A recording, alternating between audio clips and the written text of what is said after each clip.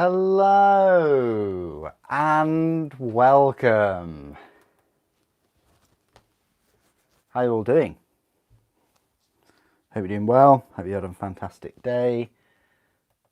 Welcome to the chat. I know how much you guys like candles, so I thought I'd light a little candle for you.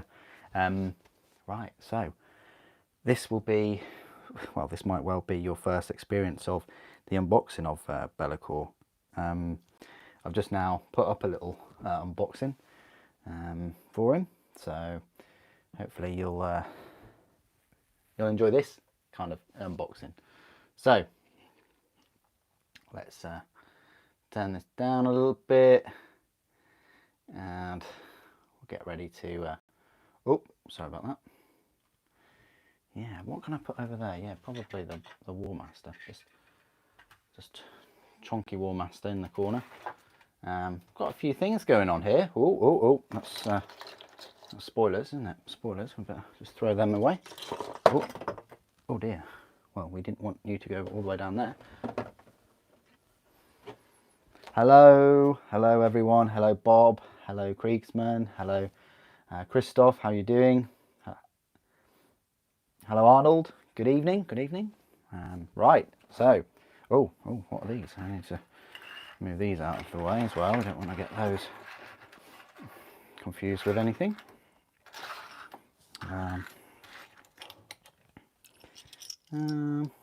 Yeah, we can sort of put them in a tub maybe, or actually no, we can just put them over there. They'll be okay over there. Oh, very busy today. Very busy. Only just got Be'lakor. Didn't get him this morning. Took a while to get here. I mean, he can fly, but I don't think he can fly very fast. Anyway, yeah, how you all doing? Welcome. Right, let's unbox this bad boy, and he's an actual bad boy. I should move all those contrast out of the way. Okay, so this is like a live unboxing, I think.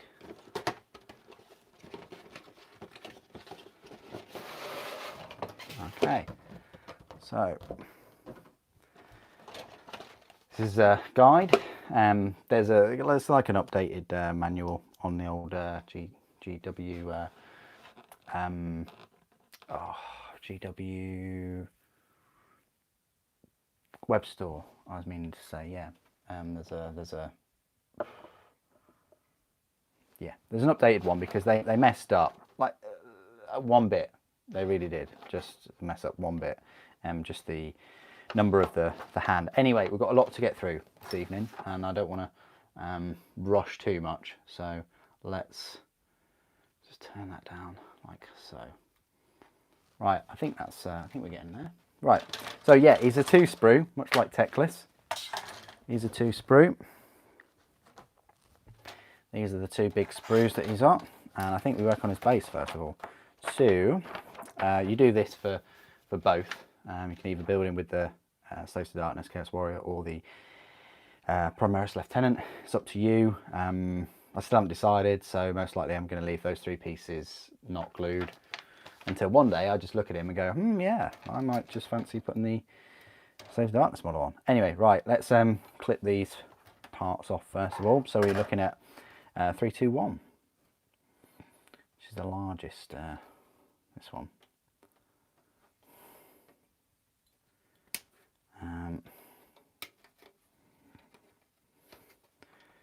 Great news, we're back to daily videos from Monday. Well, from tomorrow really, there's a daily video tomorrow. So yeah, if you are a member and you support the channel, then you get to find out what videos they are, what videos are coming up, so you can drop in and drop out of the channel whenever you like. And we also go through like a recap of what's been going on. 321. This one right here.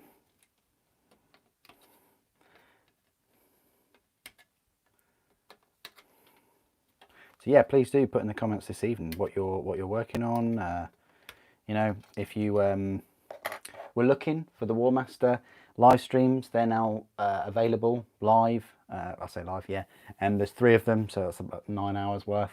So if you want to see me build this bad boy, magnetize them and things, then of course, yeah, you can, you can have a look at those. But will he be bigger than the War Master? I don't know. But so they're those 3 pieces, and then they're joined by a multiple part here, 5 and 6. Oh, we've also got number 4. I like the skulls and the faces and things in this model. There's a lot of detail to this base. I'd probably say a third of the cost at least would be the base. Maybe a little bit more. Not so much the number of pieces, but actually the detail on it. The 5 and 6, I think. Yeah, they're smaller than they look on the actual booklet. But yeah, we aim to build Be'lakor within these 3 hours. So that will be great.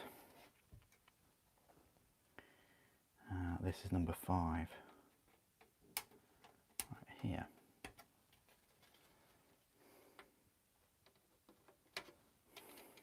There we are. Right, let's move those to one side, and oh no, we need a 7 and an 8 as well. Let's get these pieces off too.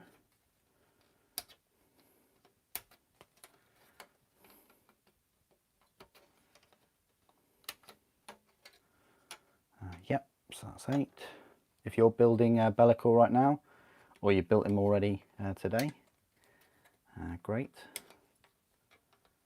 Could build him while I'm building mine. Right, that's those pieces done. I am going to put the chains on his wings. I've decided to do that, but yeah. Right, so I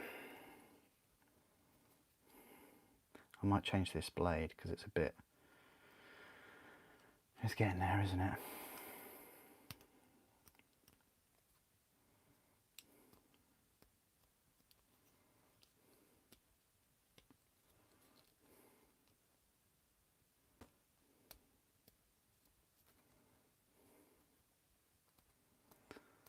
So, you know, what did you think of all of the pre-orders today? There were a lot, weren't there?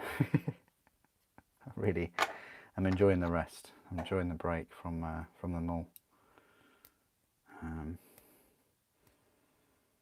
It would be cool if they just stuck to sort of 2 releases a month. That would be nice, rather than every single week. Although today, you know, you could have picked up the Horus Heresy books. Was it 31 to 35, I think it was. So we're getting there. We're getting there.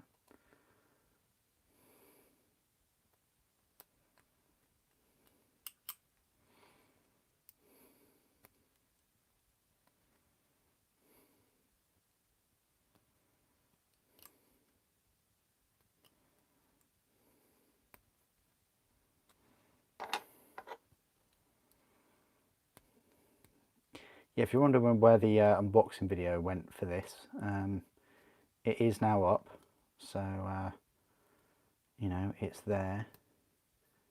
It didn't happen you know, this morning because I received Be'lakor much later than the book. I think I received Be'lakor at about, what was it, 5:10, something like that. Yeah, pretty late in the evening compared to usual, you know, before midday.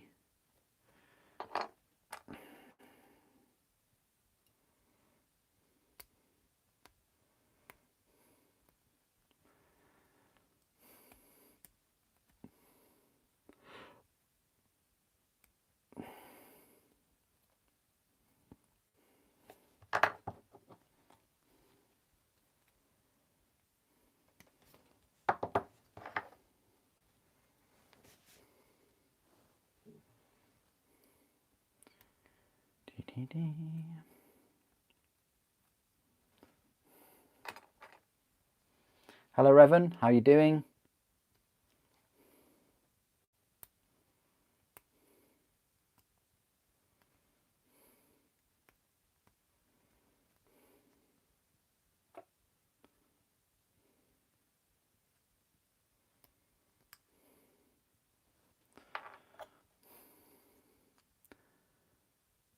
Don't know what it is, but I feel really, really warm this evening.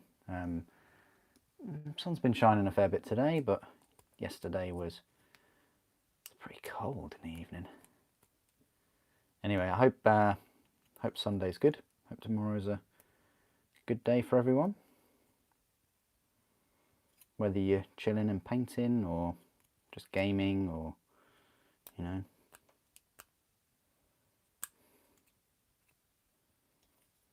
Maybe you've got Bellicor for your project this weekend.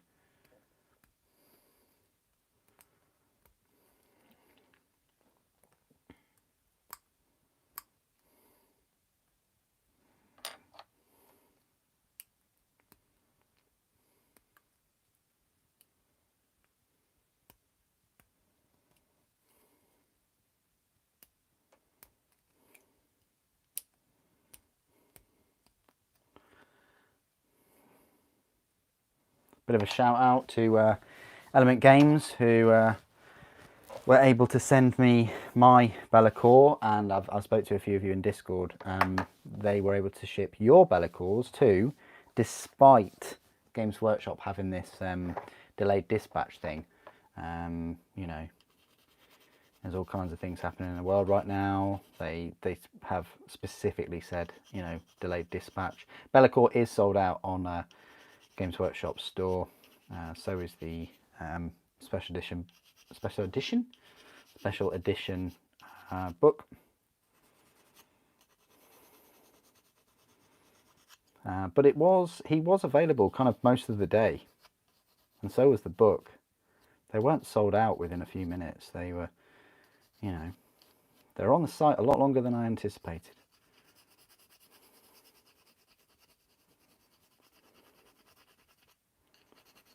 Beauty about Bellicor is he needed a huge refresh. If you go and have a look at his older model, he's tiny.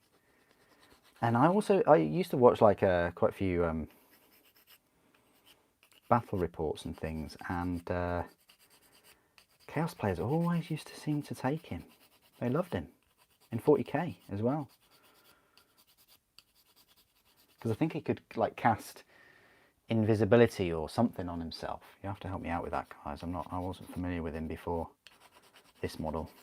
I never owned the older model.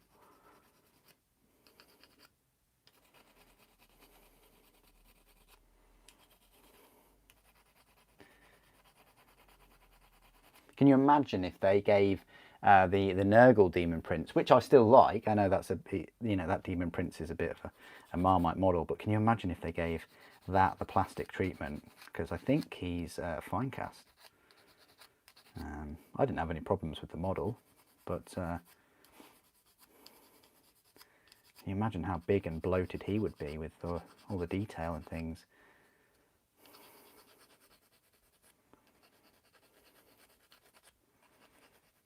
Well, I hope Bellicor does well, and you know, gets Games Workshop to boost demons a bit more. I mean, they certainly have invested a fair bit into Slaanesh.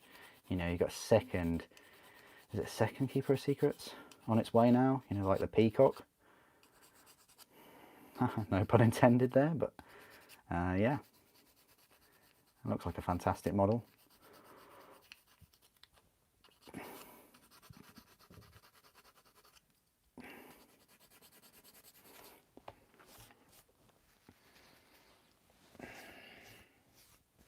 Nice one, Kriegsman. You're painting Grenadier from the Centaur kit. Cool.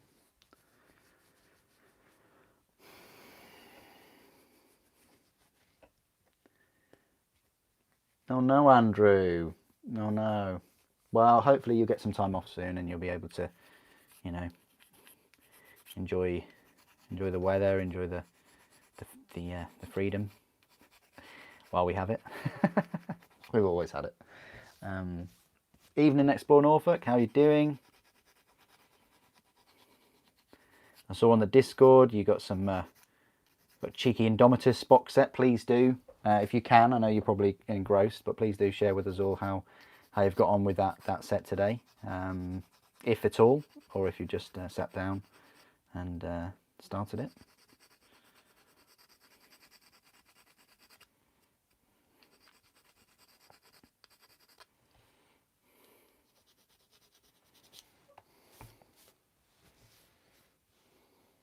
Oh yeah, thank you, Christoph. The old invisibility. Yeah.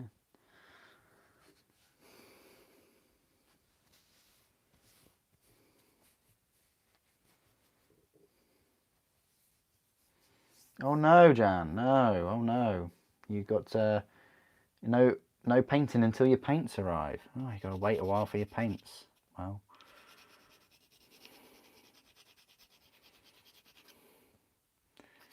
And I hear you guys have you have a bit of a national lockdown thing now, don't you? From, well, 10 till 5 at least.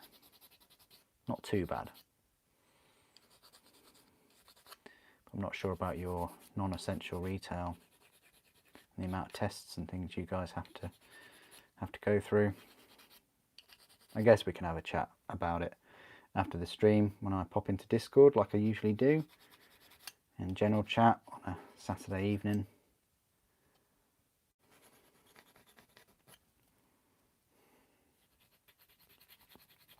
I think there was a bit of a leak of the Adeptus Mechanicus Combat Patrol. It looks great if you don't have any of the models, a bit like all the other Combat Patrols really, but yeah, it's as expected. It's a shame because the Drukhari one was fantastic, but the Mechanicus one, don't get me wrong, they're useful units. I like the Onager, and I think if they're priced the same, you know, £85, you know, you're getting the Breachers, the Rangers, and the Tech Priest for, well, £35, aren't you? Because I think the Onager's what, 50 or so? Off the top of my head, it's more expensive than you think. But regardless, it's very it's a little bit disappointing. I get it. I'm still on the fence whether to pick one up. I really am, because I've already got like 2 or 3 of those Tech Priests, and I would like, you know, and I know what's coming in Imperium. I know you're going to get a second set of Breachers and Rangers, and I think you're even getting that Tech Priest again. I think the Engine Seer guy. Yeah.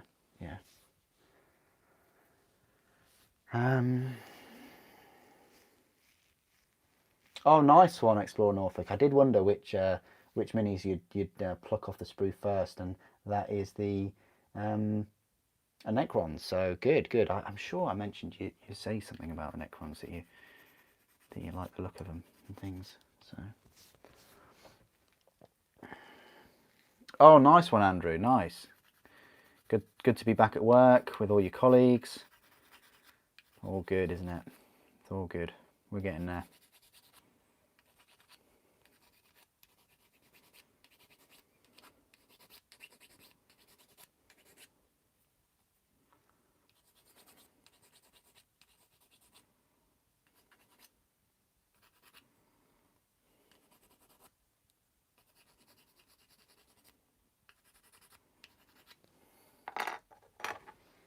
Thank you, Kriegsman. I appreciate that. I hope it's a nice calming stream for you. You know, I've got the old War Master chilling in the background, and we've got a candle on. I think people really wanted to have the candle back, so yeah, here it is.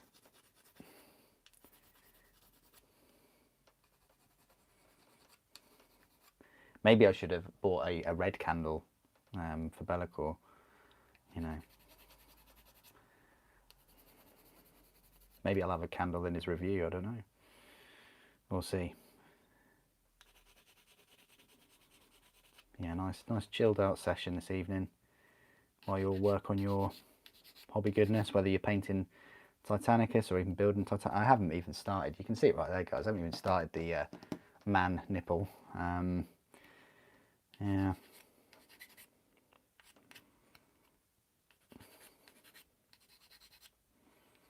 I will. Don't you worry.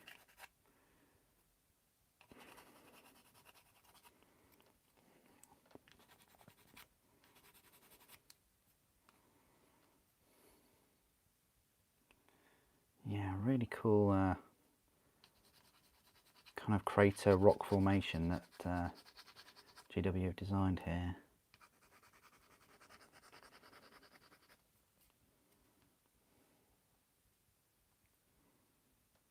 Yeah, nice. Very, very nice.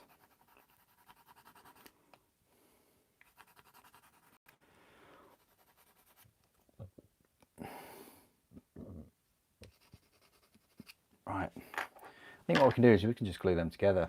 Yeah, I might just use this instead of the Tamiya.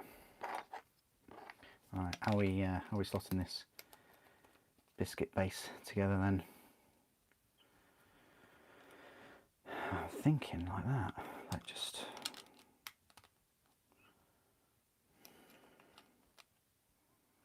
I mean, there is a little area for the skull to go. Yeah, there is.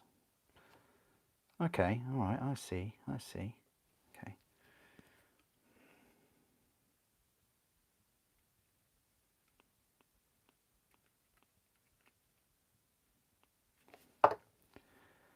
Where's that skull? Let's grab a bit of that.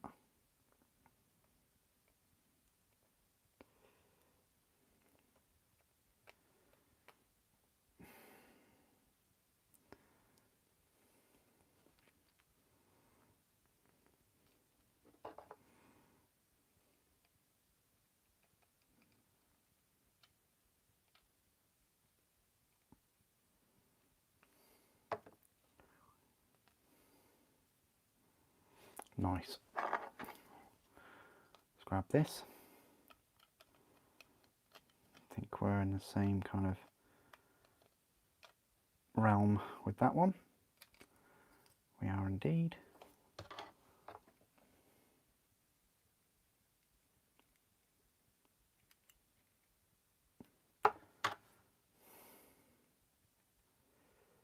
That goes on like so.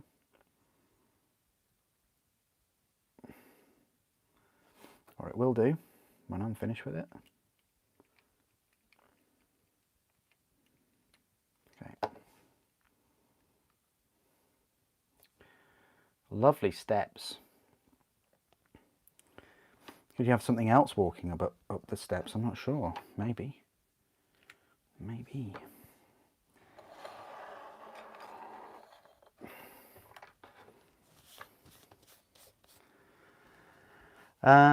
You're really liking the Doomstalker. Nice. I hope at some point we get a bigger tripod looking thingy.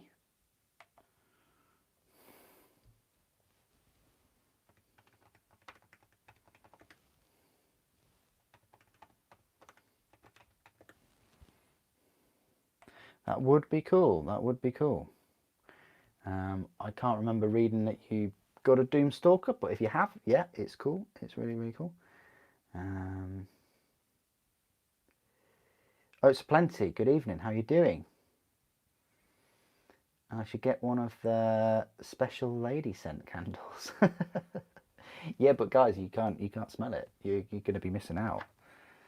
Lady scent candles. Oh, okay. Was not aware of those.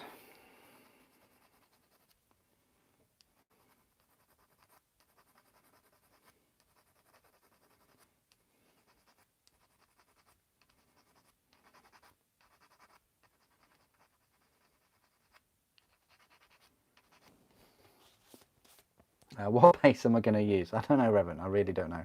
I still don't know. I can use both, apparently. I've been told. Yeah, it's a surprise. No, I think I said at the start of the video, I think I'm going to not glue them on tonight, but just have them loose. And then over, because I'm so indecisive when it comes to like what options I give models. Everything else in life, I just go, go big or go home. I'll make a decision, but when it comes to matching things, like the colours of, I don't know, keyboards and computers, or in this case, which base to choose, I'll make a decision, but it takes me ages. But everything else in life, it's straightforward, which is nice.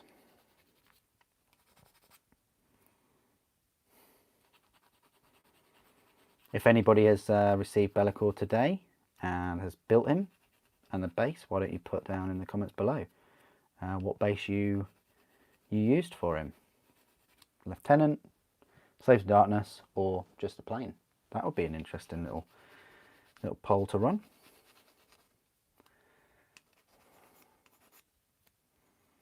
And if you have, why don't you share it in the Discord? It'd be so cool. And we can all see the different sort of versions.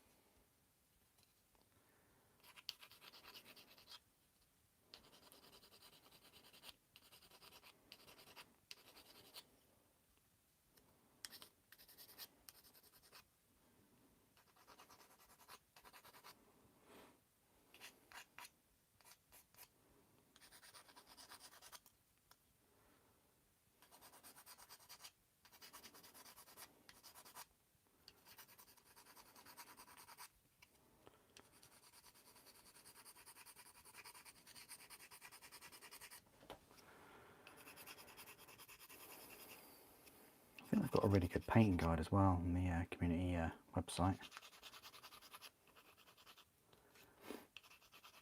I'm just going to paint him that colour, I think.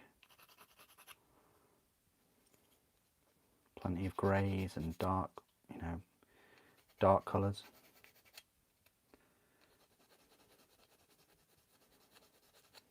I hope in the tutorial they tell you how to do the, the pink tongue.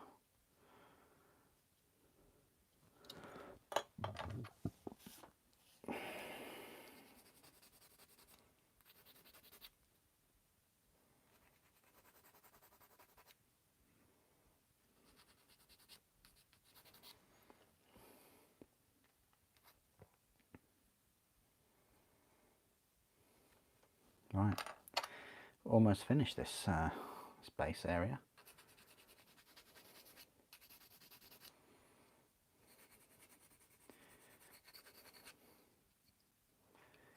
Yeah, I mean, what we're going to be doing tonight is I'll go for 3 hours, or until he's finished, whichever goes, but I'll try and get him finished in the sort of time. Maybe do a few size comparisons if you have any ideas. I think Mortarian would be a good one, but I'm not sure if he's close at hand. Don't think he is. But I can certainly show him next to some Praetors and things. Right.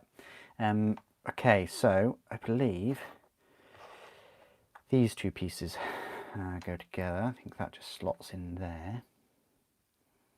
Nice. Right. Let's get this together.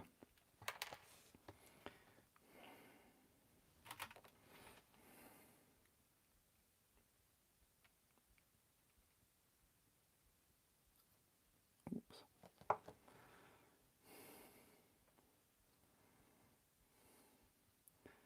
Now you get into a stage where there needs to be some glue there.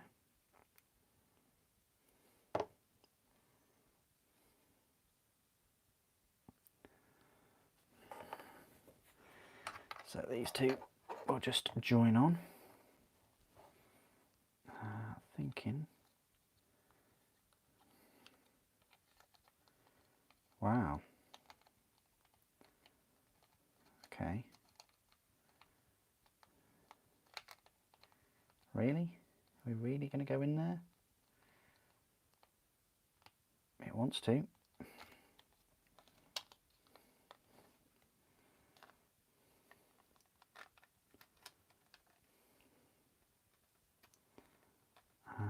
Should I be approaching it from a different angle? Oh, okay. And it just, like a glove. Okay, that's going to be a bit of a faff, but we'll be all right.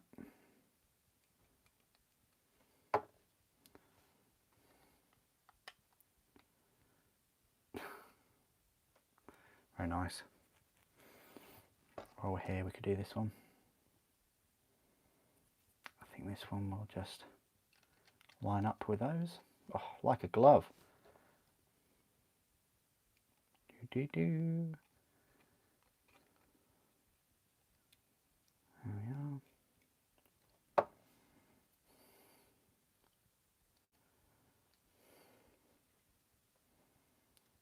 Right, that's part of the base done. Already pleased with that.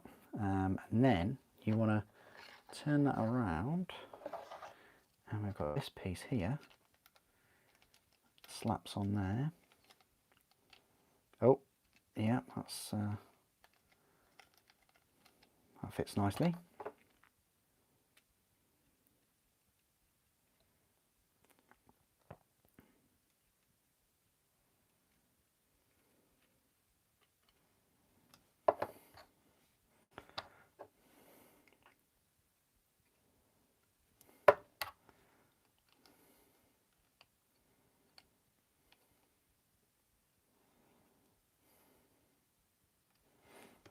And this will also slot in there too. And then we have finished the rock part. Been impressed with this. It's come together very well.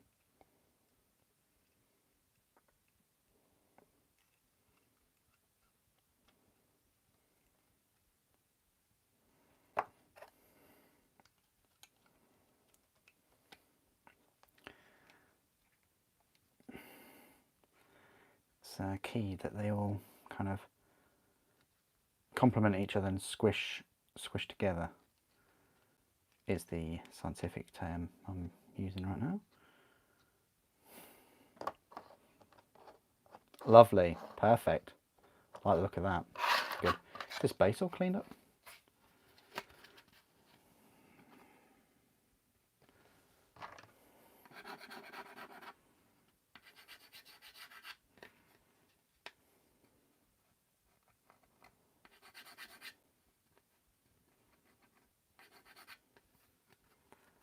I think so.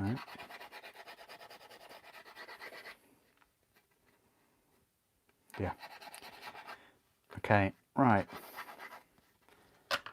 I'm not sure whether we put that on there. Right, so now we're at the crucial stage of deciding Slaves Darkness or the Primaris. And there are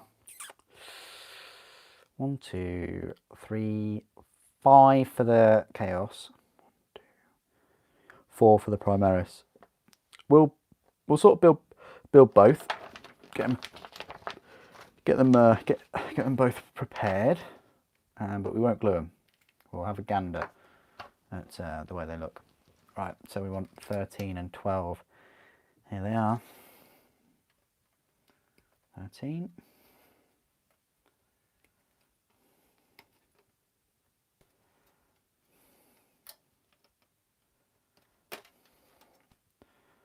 Where's this broken sword?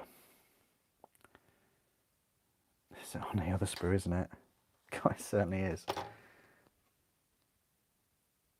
Oh, the lieutenant's on the other sprue. He was on this sprue. There. Hidden away. So 12.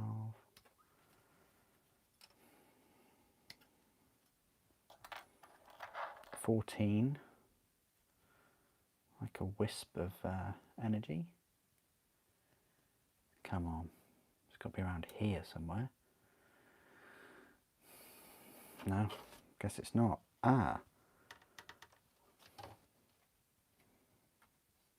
It's right next to the Primaris, look. My good friend Zero knows the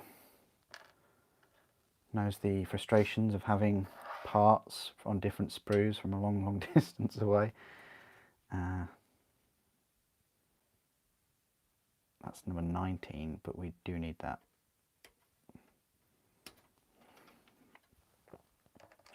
We also need number 20. Oh, I've also got 17 to go with the Primaris. I wonder if you could, if you don't use the Primaris on this base, you could probably put him on another Chaos base. I mean, doesn't Abaddon have a lieutenant on his base? I'm sure he does. Okay, so we're looking for 20 right here again. So we've got a Primaris piece, not that far from the Slaves to Darkness. So that's that. And now we need 16. Oh, which was back on here.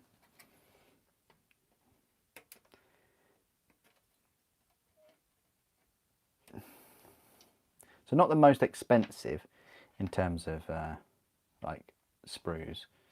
I mean, this sprue does feel a little bit lacking, but then you got, you know, because it's covered by those two big wings. But at the same time, you know, Shadow Void Dragon was the same price as this kit at £89 and only had one sprue. Or you look at the is it Court of the Royal King or whatever, you know, the Primaris character kit, and that was the same price. For one sprue too. Right, so these you've got interesting. Okay, so you've got some skulls on chains, which they're showing.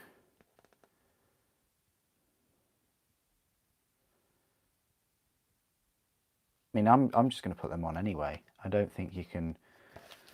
I mean, did they put them on for the lieutenant? This is the thing. This is what this is what I'm talking about. Like, they don't show the end goal for the lieutenant, which really frustrates me a bit. I think he's on the back though, but he does have the chains and the skulls, so that's what we're going to go for. We're going to take them off the sprue too. Number 9 and 10. This is number 10.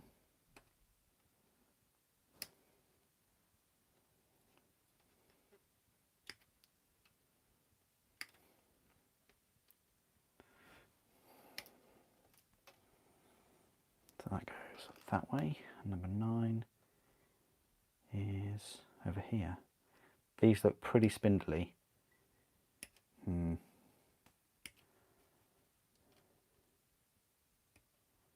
Wonder how their mould lines are.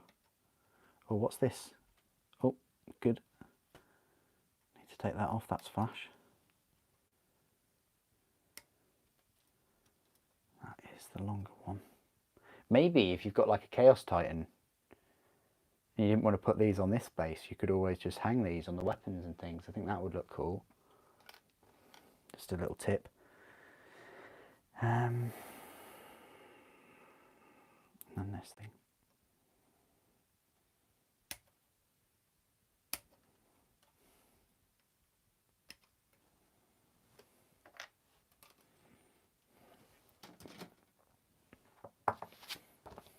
And then we can crack on with the body, the legs, the tail, all the spikes. Oh, I think in the unboxing I said that was like a pauldron, but it's not. It's just it's a tasset. It's more like thigh armor, isn't it?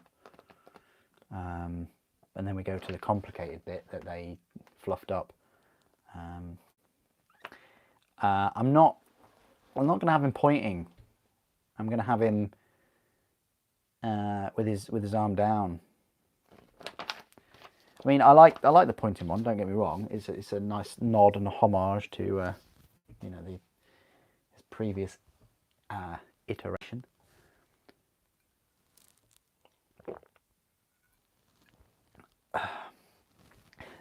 They didn't mess up the instructions at all. They mislabeled one piece. I love the most extreme comment. It's like, oh, they completely messed up the instructions. No. I think it's great that they've got the instructions on the web store. I think it really is. I wonder if they'll do that for all of them. That would be cool. I'd definitely see if I'd definitely promote that. They've just put the instructions on. Not sure why though. I mean, in case people lose them, that would be a, you know. And also, it would be cool if you were selling your models on, and they broke, or I don't know, just have some instructions spare. That would be good.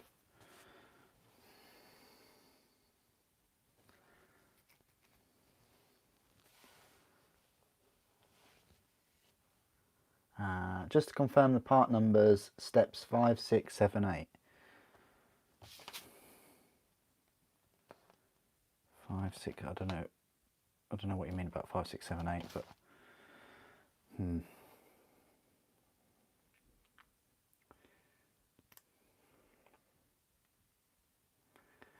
Right, that's those done. As I say, I'm not going to make a decision on this base, I don't think. I know I've had a long time to make a decision on it, but we'll have the base.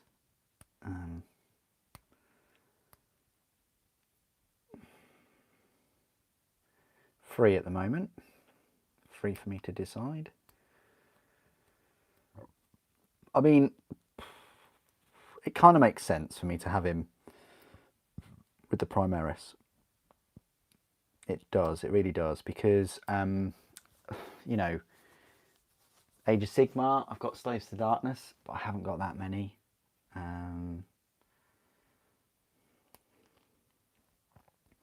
I'd probably say I've got more Chaos Space Marines and Chaos 40k stuff than Age of Sigmar, of course. So I think I might put the Primaris on him, I think.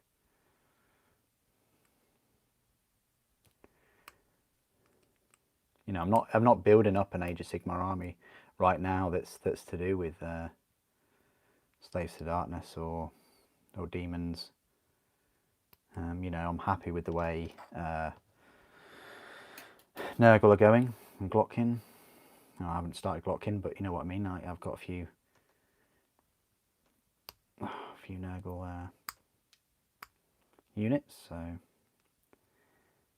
but yeah, all I've got is, I think I've just got Archaon, the Slaves to Darkness start collecting set, and the Varangard. That is all I've got.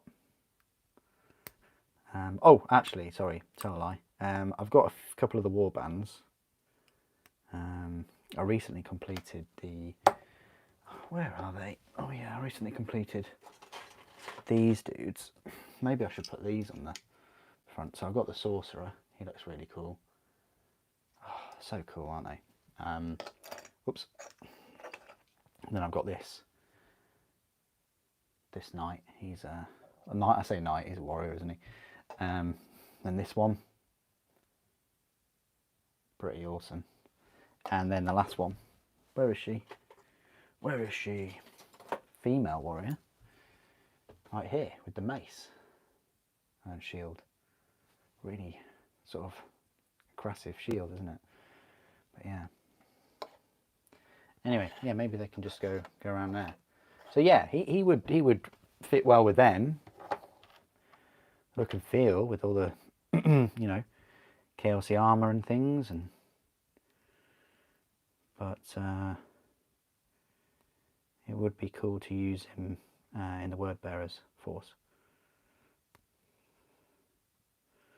And of course, I've got a Baden, haven't I? So, you know, paint the Space Marines on there in my chapter colours. That would be cool.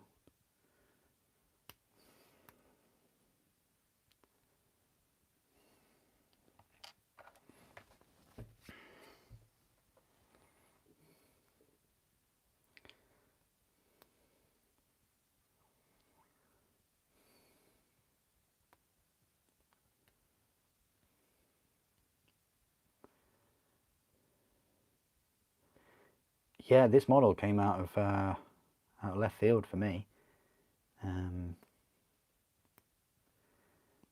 It's one of those cool models that whether you collect Age of Sigmar or 40k, you'd like to get hold of. I mean, obviously I've got a hold of it because of the channel, and I want to give you a, you know, I've now made the unboxing and it's up on YouTube, but I want to give you a good review, much like the War Master, which is coming next week.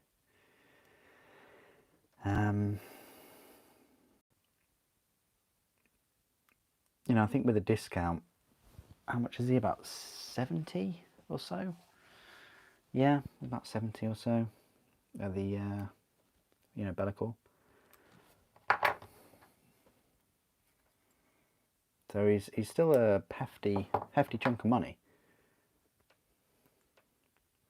But then again, if you've got a Chaos Army, you might think he's worth it.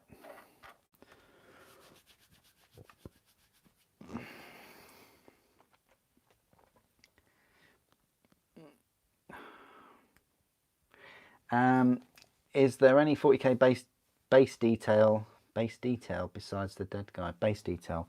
So you've got the Primaris. Good question. You've got the Primaris Lieutenant there with his body, his torso. You also have got a head for Primaris and a heavy bolt pistol. You've got a shoulder pauldron that's got some ceramite scored out of it. And then, yeah, there is some more 40k detail in the form of the wings. You can hang like a servitor type skull on one of the chains with a laurel, and also like a skull with an Aquila on, engraved on, and another Primaris head on the wings there. So you can 40k his wings. So it's a good balance. There's just as much Sigmar on there as there is 40k. Perfectly balanced.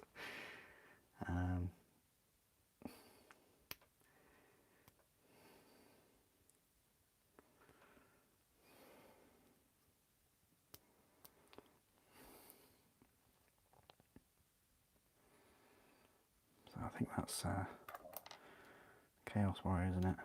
So that goes. That go like that. I'm confused.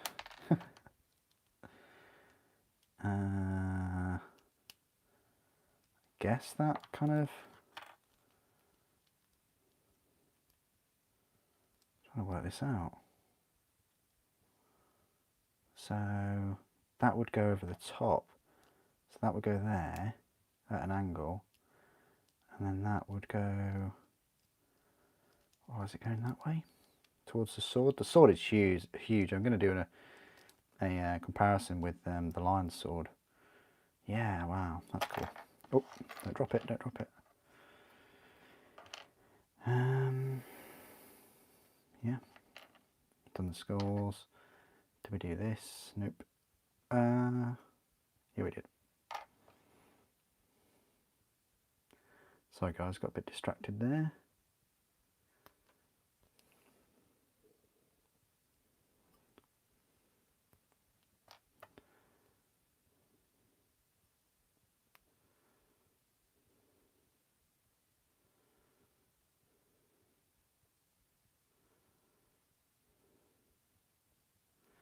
Right, might as well clean up these chains as well.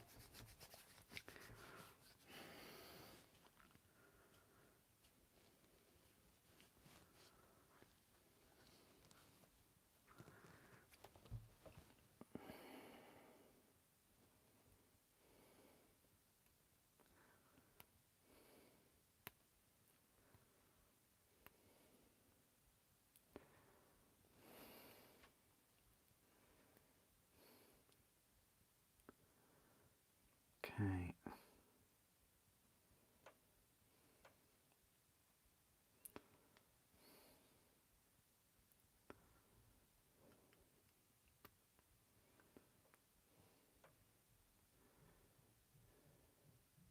Yeah, I think these skulls and things aren't they're neither like 40k or Age of Sigmar at the back. They're a bit universal.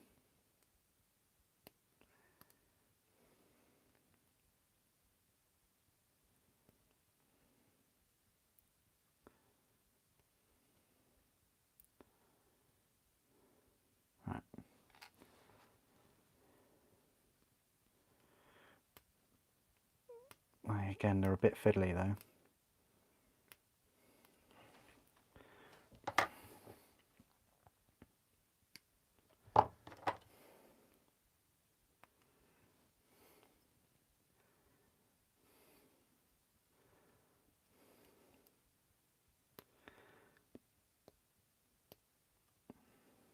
Again, you may want to not. You may want to decide to not glue this, the actual base to the the base to the actual base. If you don't want to, might make it easier to paint or to airbrush. I think, did they put lava on the actual? Yeah, they did. That's insane. Obviously, the paint scheme is beautiful, but yeah, they decided to put some lava in between the cracks.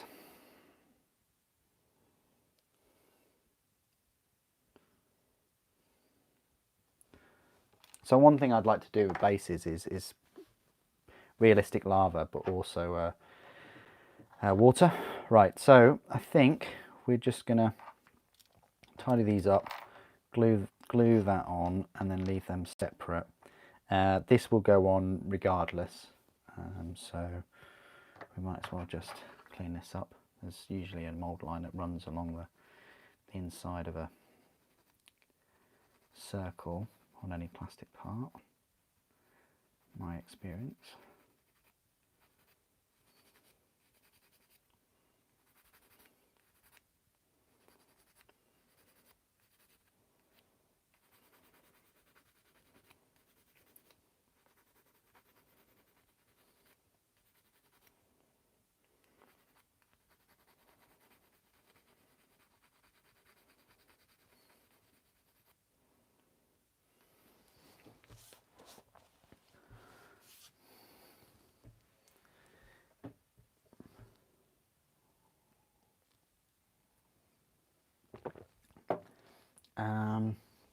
So the tank transport replaced with Dune Rider. It's not replaced Revan, because it's not a start collecting set. It's a combat patrol. Combat patrol is not a start collecting set. It is its own thing. The combat patrols have replaced start collecting sets, but they're not start collecting. They are combat patrols. In that combat patrol, you are right. That's what you're getting. But again, it's a disappointment. The only combat patrol that I've really thought that they are doing well with is the Drakari. It'd be interesting to see what the Sisters of Battle combat patrol will include. To me, it just seems like they're recycling the models and units from other box sets and putting them into these combat patrols.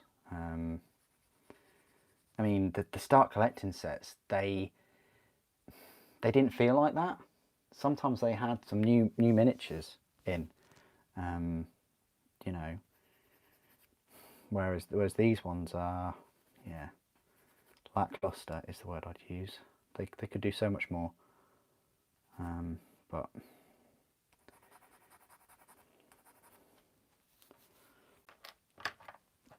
you know, and everybody that's signed up for the Imperium, which I think every single American is by the sounds of it, they will be getting the those models in the Imperium, with the exception of the Onager Dune Crawler. I think you don't get that in that set, but you do get the breaches and the engines here and the Rangers.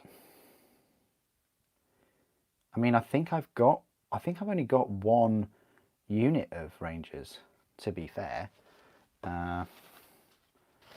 I keep using them for Titan Guard, so I could really do with another unit. Right, that's that one done. let's clean up these parts and we can hang these awesome oh, they look so cool, don't they? Do they go on the outside?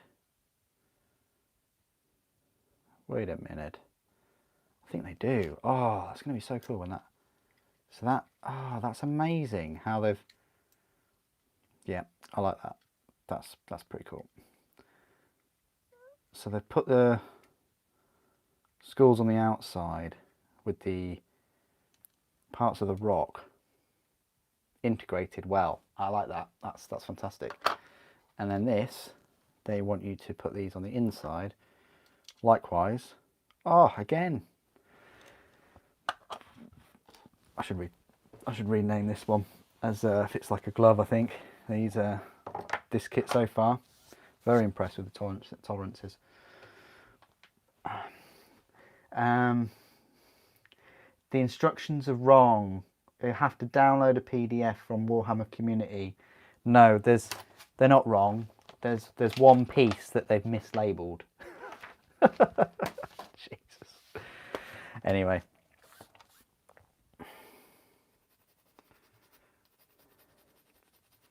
I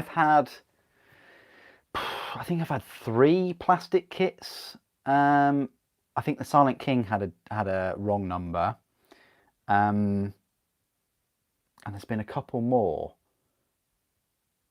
They did make a mistake in the Cursed City, but they included like a separate pamphlet. And again, they had completely missed a part out of that instruction, and the pamphlet showed a part that was on the sprue but wasn't in the instruction. So that, I'd say that's a bigger mistake than this. And there's been a couple more where they've misnumbered parts. I don't know whether it was an Adeptus Titanicus model, but it happens. It happens. But we're all intelligent human beings that can problem solve and work these things out. You know, especially the people, I get so many people say, oh, do you kit bash? Do you do this? Do you do that? And it's like, well, do you kit bash? You know, do you just follow the instructions, or do you, you know, make the hobby your own and, you know, work through problems and issues? And, you know, it goes back to the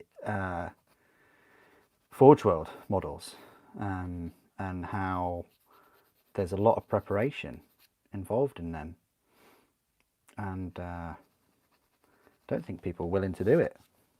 I don't think people want to bend barrels back with a hairdryer or take so much flash off or cut into, but at the end of the day it's part of the hobby. You know, where does it where do you draw the line? Do you draw the line out at, okay, this is the hobby, we've got boxes with easy to build minis, and that's your lot? You're not getting anything else. Yeah, it's crazy.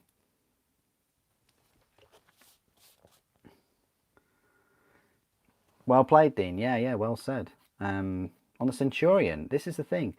I can't remember that set. That we're talking, what, 8 years ago? I built some Centurions. I can't remember, but you know, it does happen, these misnumberings, and that's all this one is. It's not model breaking, it's not kit breaking, it's not like, I mean, I tell you what is kit breaking and model breaking. I bought 2 Armiger Helverins the other day, and I got them, and there were 2 complete sprues missing, completely missing, and they were vital for me making the Helverins. It was the legs and the body, and both of those are 2 sprues. You get 8 sprues in the kit. I know that's amazing, isn't it? But yeah, there's just completely not there. I would have rather had an instruction manual that had misprinted a weapon the same as another arm than miss out on 2 full sprues. I mean, when you're missing, we're not talking like missing parts, we're talking about missing sprues. When when we're missing sprues out of kits, then that's when it's really got quite bad. And that's just not on. But you know, customer service being what it is, got a set. So got a replacement, and that's the way it should be. Because that's something that you just don't expect. It would be like me getting Bellicor now and only having one sprue in there. That's the horrible sinking feeling. But luckily, that's very, very rare in all my decades, in my many years of hobbying and the thousands of miniatures that I've made. It is rare, which is good. But I can see if you're just new to the hobby and that's your first experience, that would put me off.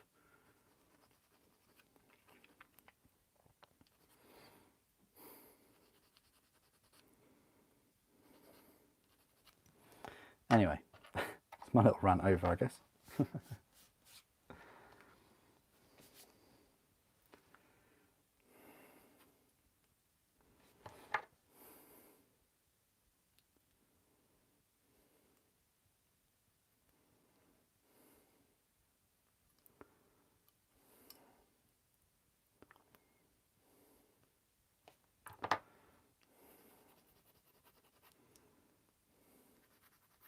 It is strange, way bigger. It is.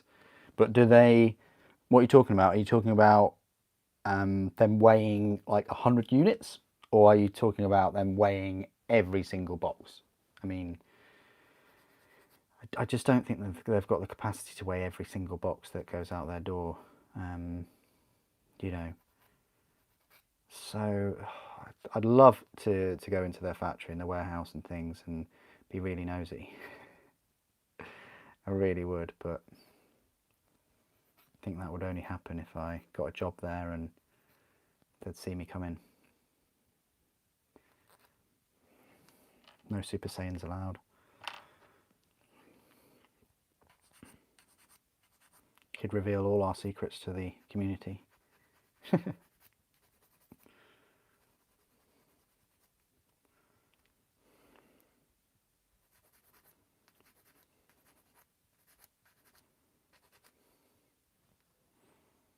Now these skulls, yeah, you can have a choice between the heavy bolt pistol or all those skulls right there.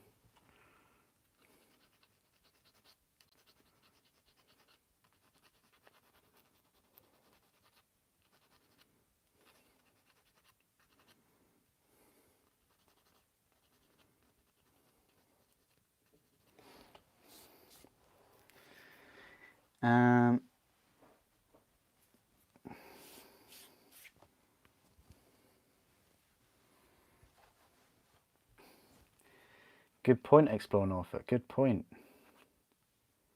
See, like I'm sure there are many experienced people that work in that sector here. I'm not one of them, so I don't have a clue how these things sort of operate in their warehouses. And I'm not going to pretend otherwise.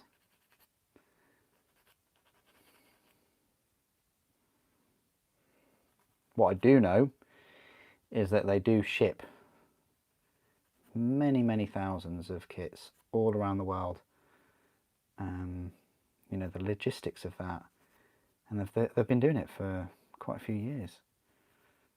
I remember the older White Dwarfs, in the back of the older White Dwarfs, they had lists of every single Games Workshop store in the world, and I remember thinking, oh my lord, there's hundreds of them. There's hundreds of stores all the way around the world. Couldn't think of any other franchises that had that many outlets, you know. I mean, other than like fast food, like I don't know, like McDonald's or you know, maybe Subway, something like that, like fast food restaurants. At least one in every city. I mean, Apple, they you know, they'll have stores in every major city pretty much, but not in every one. You know, like you go to Norwich, there's a store. Go to Lincoln, there's a store. You go to Nottingham, there's a few, obviously.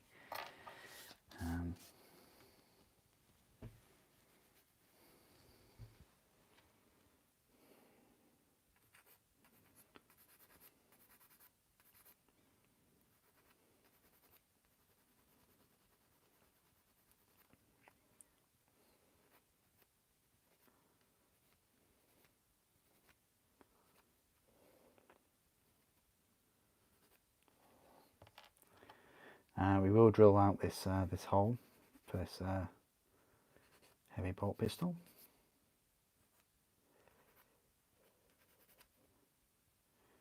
We'll do that right now. Oh, hole's already... Wow, that's cool. I like it when that happens. Guys, bear witness. Witness me. Witness this. Look at the hole. Can you see the hole? The pink already? It's already pre-drilled. Do like GW when they do that. I wish they did it on the tip though, because that's where you're going to have the issues. Unless like you score it and then find the middle. But I'm usually quite good by eyeballing it. He says, no pressure. This is about to get sweaty. Okay.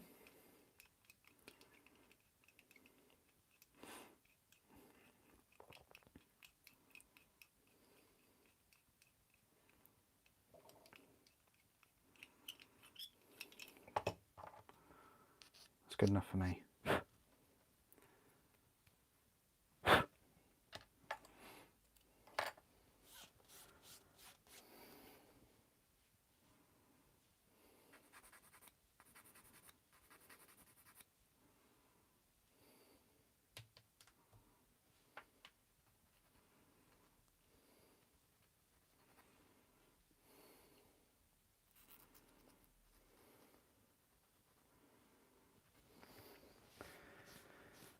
And then you have the people who never drill their barrels.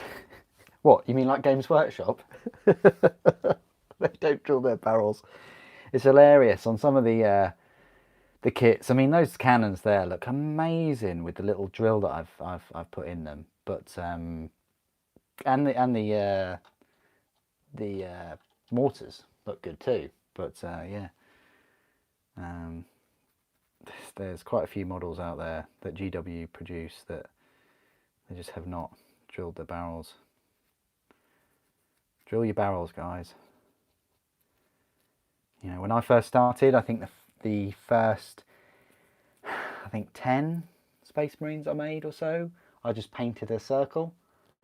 Tell you what, it's much easier getting one of these, drilling the hole, than painting a perfect circle. I mean, it's good practice, don't get me wrong, but yeah, there were a lot of lopsided circles in my early hobby career. Why would you even call it a career? Journey. That's what I'd rather call it, a journey.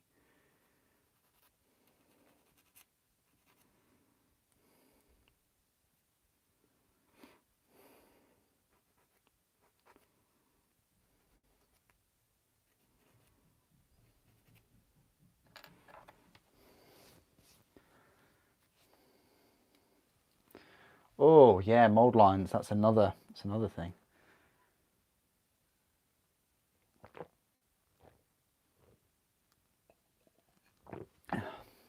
Mold lines trigger me big time. Where somebody has like gone to the effort of clipping parts off a sprue, cutting the flash, gluing it together, spraying it, painting it, airbrushing it, dry brushing it, shading it, detailing it. You know, the list goes on. And then they've based it, and then they show you it, and then there's mold lines. It's just, were there too many parts in that for you? You know, it's like, were there too many parts in all of those processes that you didn't mind carrying out? I mean, you know, it's, yeah. I mean, I know I spend a long time like preparing these models and filing them down, and you know, but it really, really does pay off, and it pays off your future self. There's no rush unless you're in a tournament tomorrow. Where's the rush? You know. And if it's your hobby time, it's your hobby time. You know.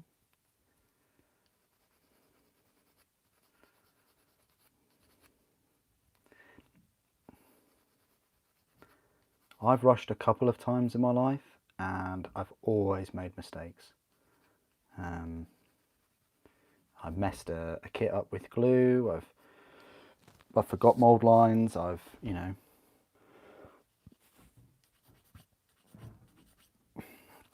It's always going to take you the same amount of time in the future to get rid of them than it would right now.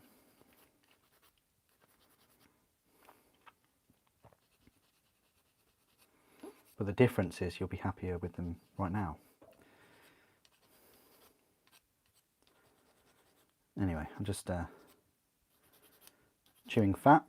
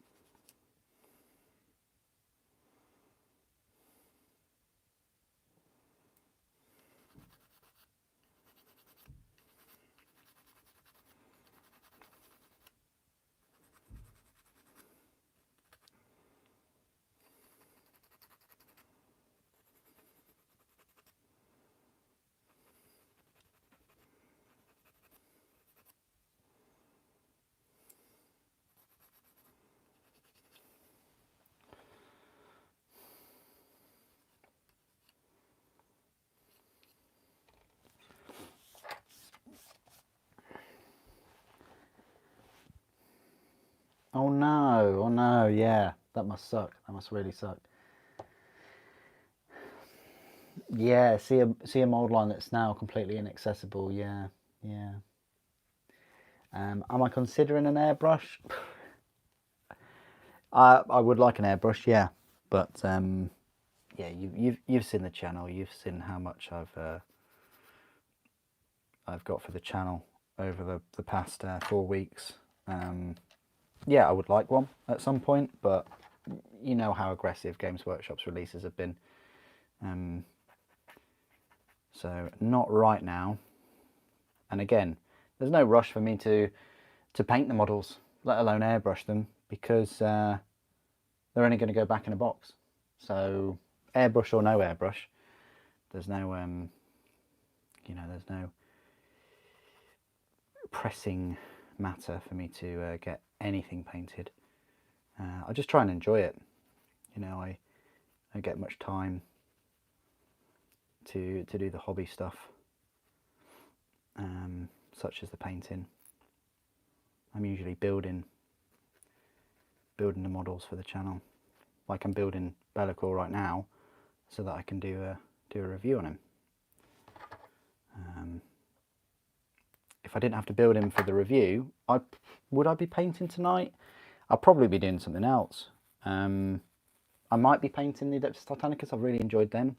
I bought a couple more contrast paints, like just 1 or 2, and I'd like to try a few of them out.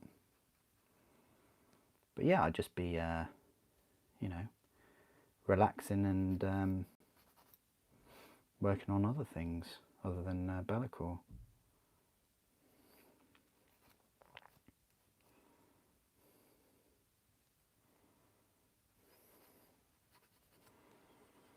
Plus I have access to an airbrush. This is the thing. Don't need to need to go out and spend 300, 400 pounds, if there's anything I really want airbrushing, I can, I've got access to one, so.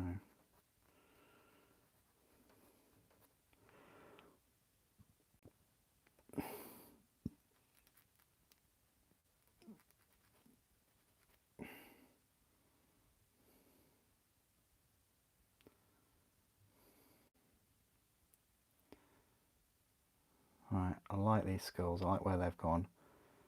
They're pretty cool. You just got to be really careful with the mould lines here, guys, because they're a bit tricky, and also you could really mess up these hooks if you're not careful. Well, let's just glue these. Might as well while we're here. So this Primaris is torso.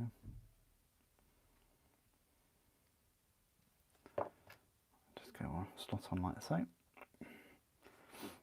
And the Chaos Warrior.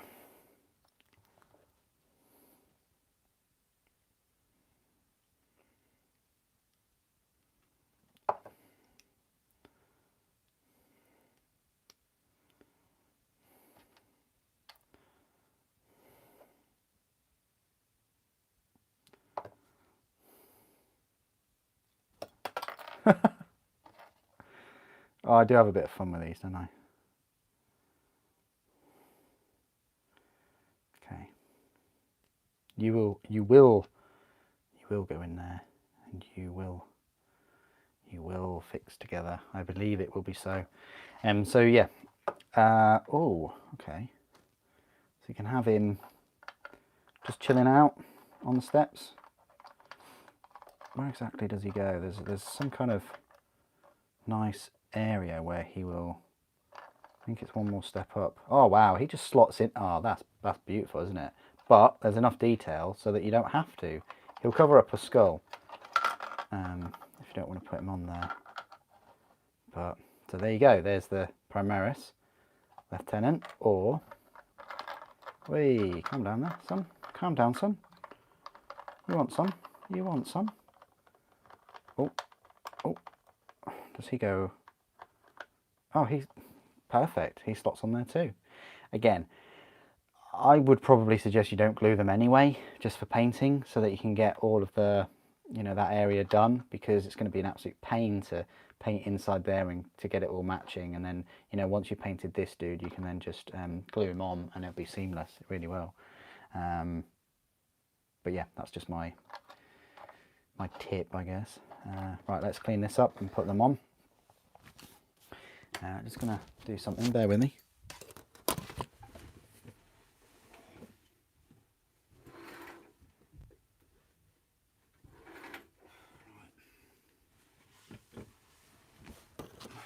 Thank you for that.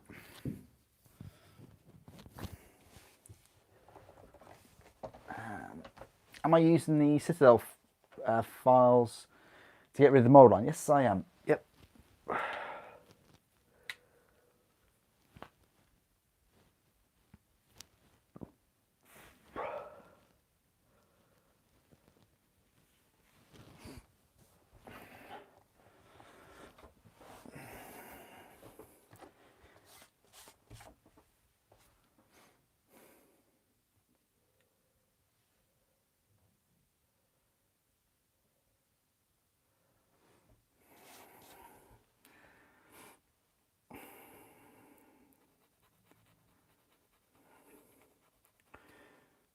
Well, I hope you're having a productive evening. We start at 7:30. Did, so we're halfway there already, guys. I think. Are we? Yeah. Wow, that hour and a half has just flown by. I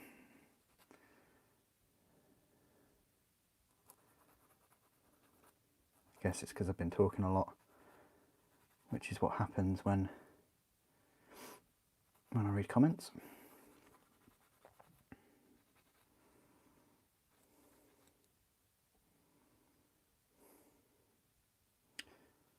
Okay. fair bit of mould lines on this hook.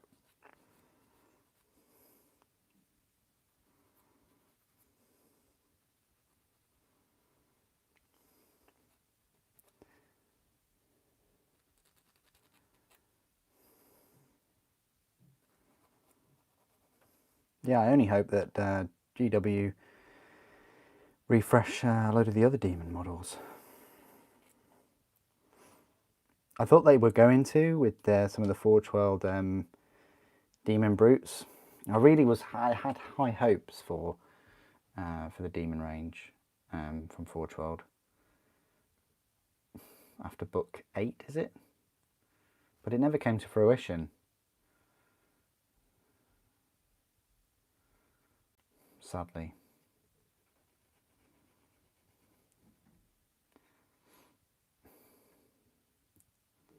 You know, if only they put enough thought and attention and investment into the demons as they did with Custodes, for instance, or even fleshed out the sisters even more. You know, what did we get for them? Single plastic kit and the transport and Janisha. I think that's it.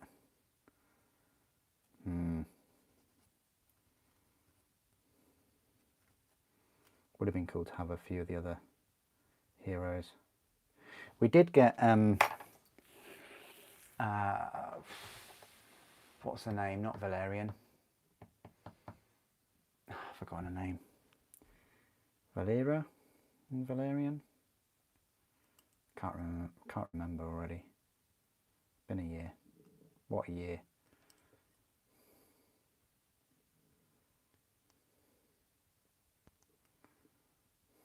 Valea. Why do I want to call her a Valea? Alea, there you go. Thank you, Revan.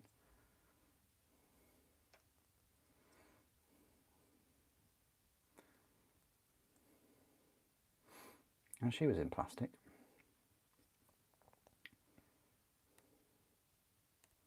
I really like her, she's cool in the books. I won't spoil it. You know me, I hate spoilers. Right, I think we've finished this, so that is great. We can slot this into the rest of the base.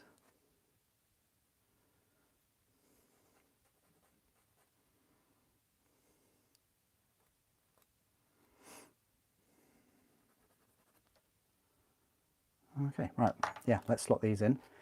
I think they're pretty satisfying too, from what I remember.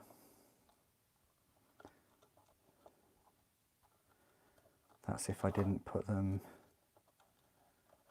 Hang on, wait a minute. There we go. So, yeah.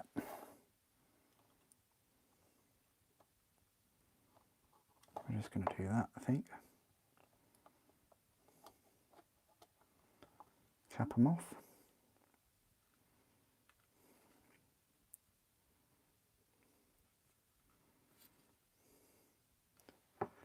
Hide the seam a little bit.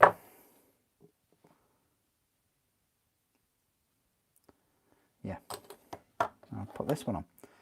So these go on the outside. Again, capping them off. Yeah.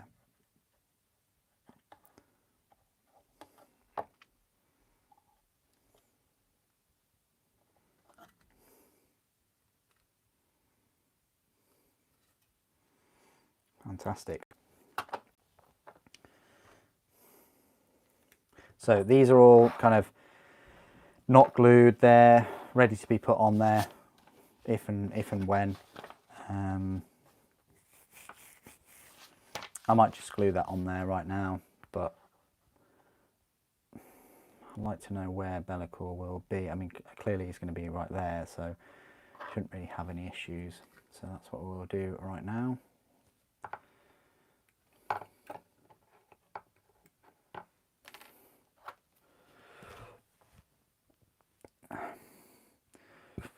Would there be a stream tomorrow if he's not finished? I'm not sure. Tanker, I've got so many videos to do for next week, my friend. I don't have anyone to do my videos for me, so I have to do them. And if I spend the time on a stream tomorrow, I can't do the videos for next week. It's pretty much, I've always got the same amount of time. So I don't know. It's the short answer. I'll try and get him finished tonight, but we'll see. We'll see.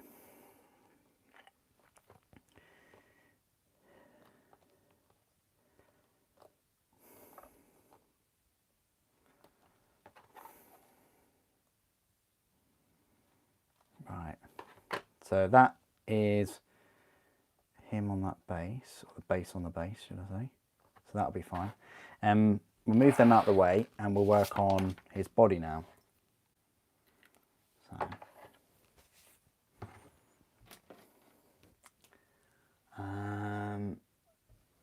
Yeah. Thank you. I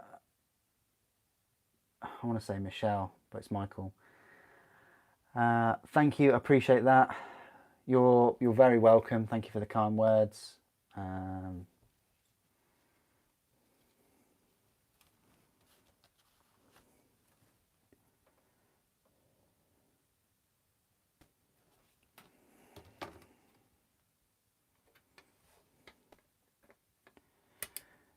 Josh, I kind of keep that private, my friend.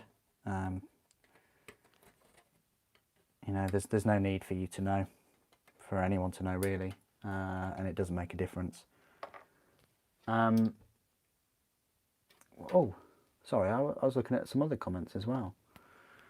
Half-baked release for Sisters of Battle, purposely holding back. Well, Explore Norfolk, Sisters of Battle, I thought it was a good release last year. I mean, it all came out last year. There was loads of things. There was a Retributor, Seraphim, Zephyrim, new Battle Sister Squad, the Redeemer, the Exorcist, the Rhino, the big army set with the Anchorites and the Penitent Engines, some of the characters like the Hospitaller, the Imagifier, the big scenery kit. No, I thought it was a good, decent release. I don't think they were holding back. I think, I don't know how long it's been in their plan to give a load of reinforcement. I'm happy that they're doing it. Well, with the exception of the Nundam, but still, the other models look quite cool. Looking forward to those. I was talking about Sisters in terms of Sisters of Silence. Sorry, I should have been more specific. Sisters of Silence only had technically 2 plastic kits. Right, that's 24. And 22. Oh, this looks awesome, this does. This like chest piece and cloak and everything, and really cool.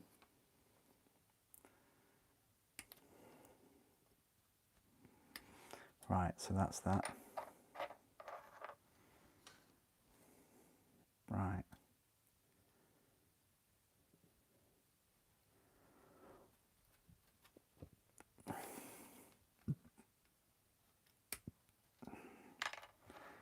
$52, $53. I like this scaly tail. Brilliant.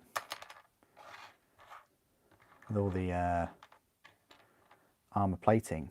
Reminds me of these Stegodons and things that I would have loved to have picked up for you all. Showed you some of them. The Seraphon. There you go. And that one. Yeah, and that is pretty much the tail all done. So, oh wow, the legs come in 1, 2, 3, 4 pieces for the left, and 1, 2, 3, 4, well, basically about 8 pieces for the right. Cool. Right, let's work on the tail and the torso, and then we'll go on about the tail. Yeah.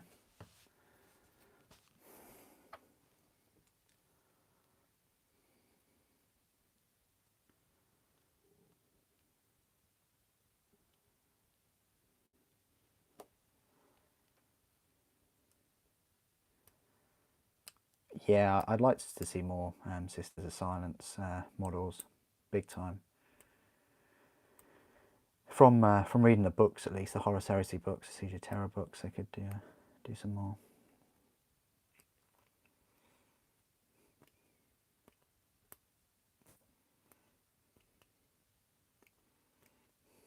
I would have liked to see some more characters from the Siege of Terror. I mean, even if you can't use them in game, just for them to do like a commemorative kind of, oh, this is this character, this is this character. You know what I'm talking about? I thought that would be really cool if they did that. And like the Demon Primarchs, like at that point.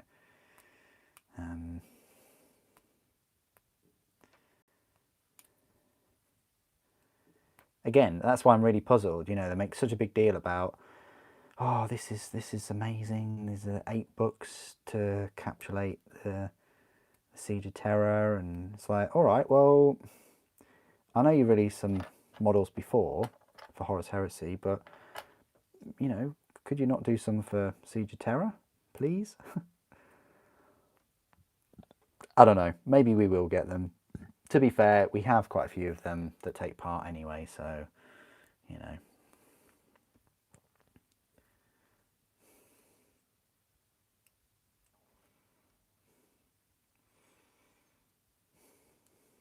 I don't know. I just want to recreate a little narrative battle with a couple of the characters. Even like have them in like a little duel or something. I mean, that would be cool.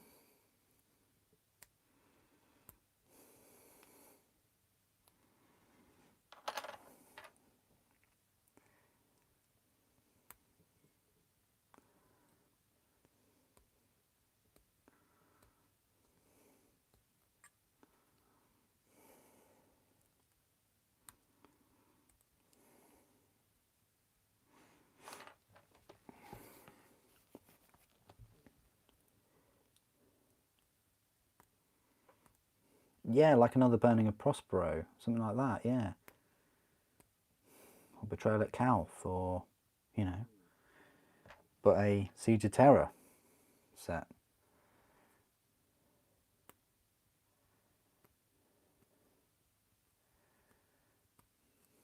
Well, we did have Custodians, didn't we, in the...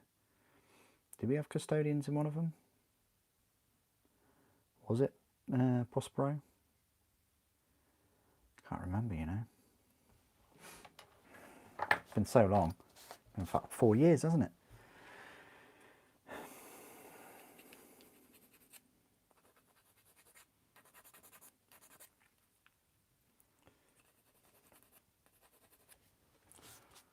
Oh yeah, definitely Red Sampler, definitely.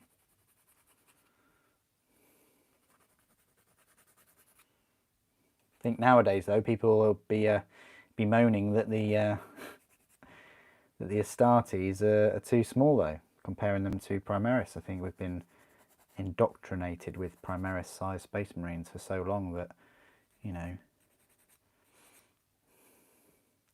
that they are the size of the Space Marines.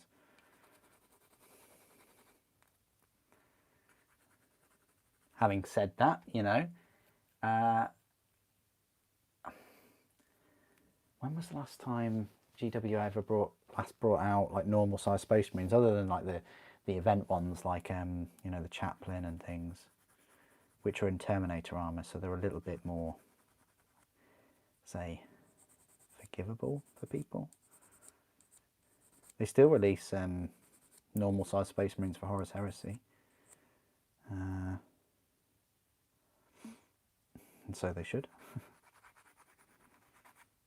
I mean, if I should show the Praetor, I mean, how big is a Praetor compared to like a normal?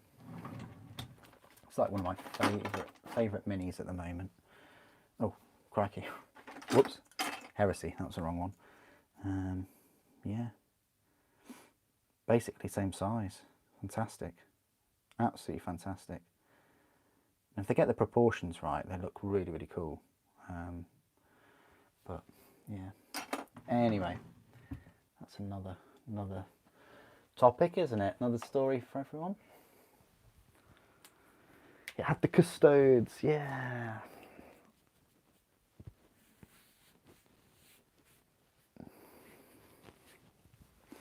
There's quite a few of you in here tonight, so hope you're all well. Hello and welcome if you just tuned in. I am building Bellicor. I've never had a Bellicor before.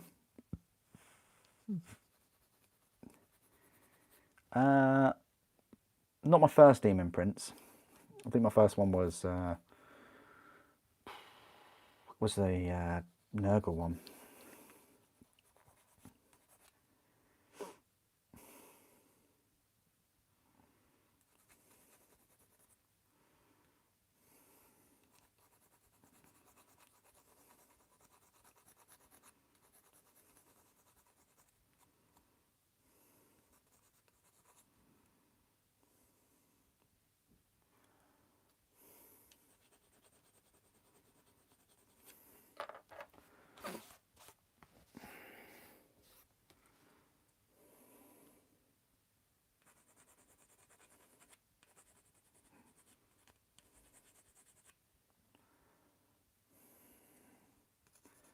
It's a cool tail. I thought this was going to be a Tyrannid tail. When I first saw the rumour engine, I thought I was getting excited for Tyranids. I wasn't getting excited for a new demon. Oh well. Just goes to show you that a little glimpse of a tail can turn out to be a big scary demon.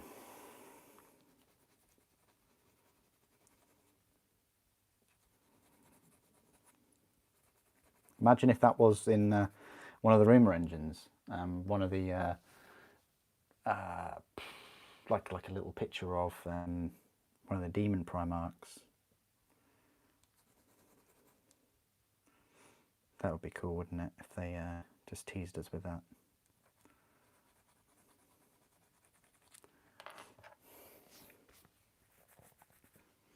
Hey Maxim, how you doing? Thank you for joining.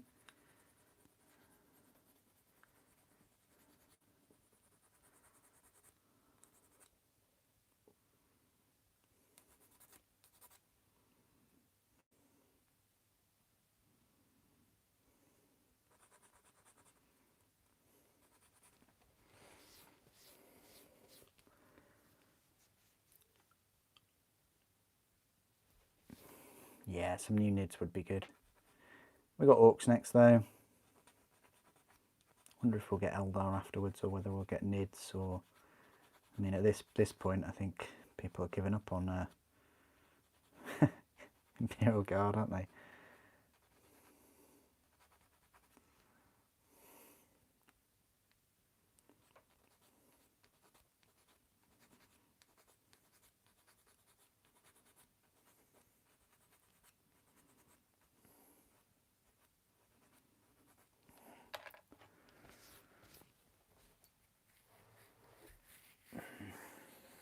Yeah, totally agree. Explore Norfolk, totally agree.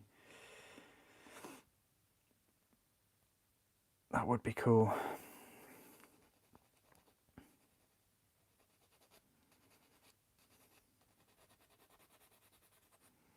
Good to hear, Maxim. Nice that you're all full.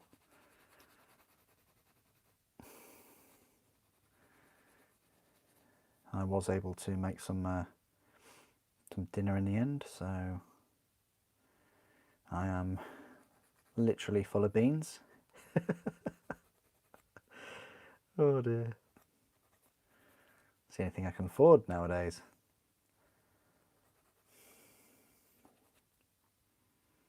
No, I'm happy that there's a break.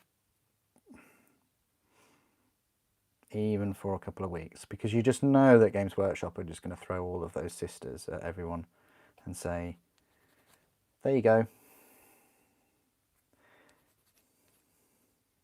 I might have to modify that because I've got such a backlog now of new minis to review. All the Lumineth, I haven't even put out one new second wave of Lumineth reviews. The Warmaster reviews coming very soon, and so are the Praetors. That's a hint. And then the Cursed City, I'd really like to get into the nitty gritty of the Cursed City and review that. Maybe do a test game for you, or play a game with myself. People have said they'd watch it, so I did it with Armada, and I enjoyed it, at least. I mean, I enjoyed going through a new game system and rules and getting to know it.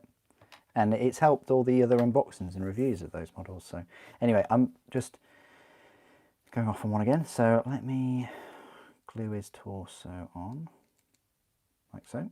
Okay. Don't think we need a drill anymore. Thank you.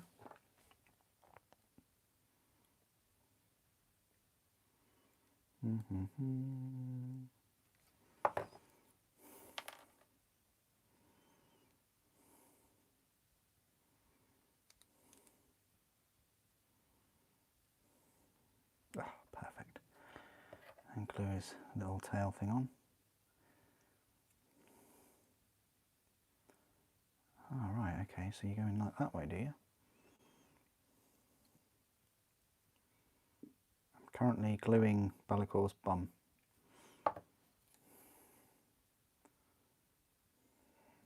Okay. Oh, it just sits on there, does it?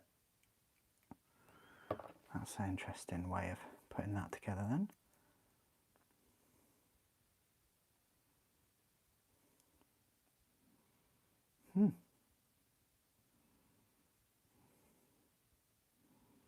Okay, I'm fine with that. Oh, that just slots on there very nicely.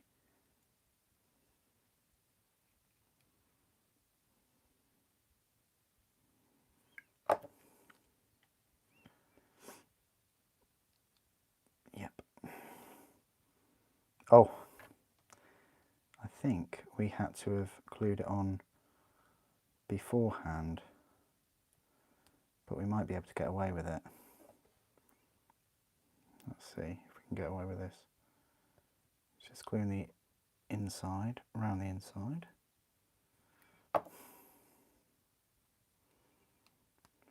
Yeah.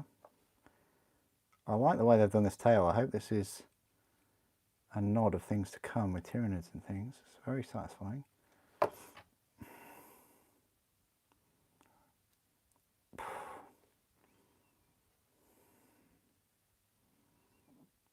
Lovely. Oh, nice. Oh, I love the chitinous plates. That's what I'm calling them anyway.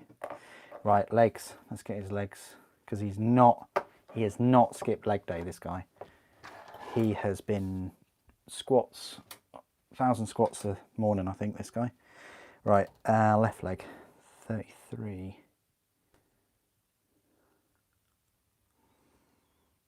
That's 34. It's got to be 33 then.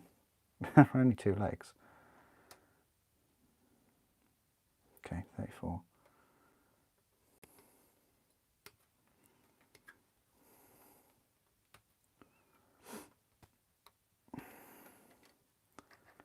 Where are these chunky thunder thighs then?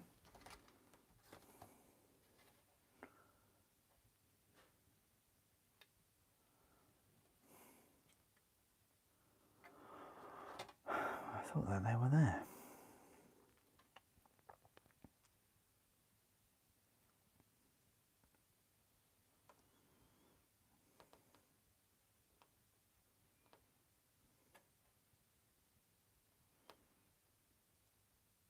There's Frost right there, isn't it? Wow, yeah, he has not skipped leg day. Look at the muscle on them. Crikey. 35 and 36 flank. There's a 36. 35.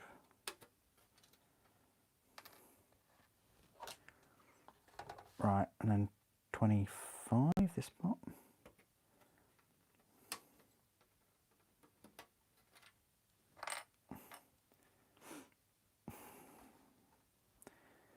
'27 flanks A28.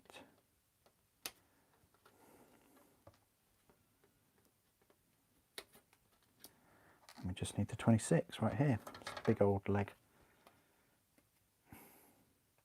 Again, up to you if you want to glue him or not. I probably wouldn't glue him. I would, to the base, I mean, I'd do the base completely separately and then just slot him on. Just because it's way easier to get to the wings. Even the wings, I wouldn't glue the wings on. I'd try and paint them separate if you can.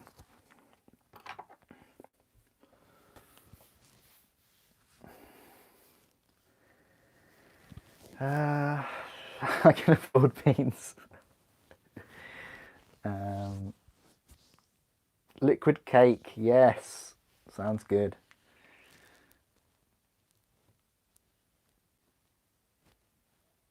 You could give shout outs to the chat for certain in-game decisions.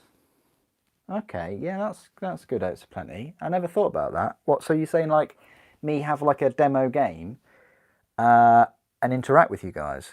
That'd be really cool. What a great idea. I just thought about just making a video by myself, but yeah, that's excellent. He's thick. He's not as thick as Scarbrand. Nice. Nice one. Yeah, Scarbrand's a thick boy, isn't he?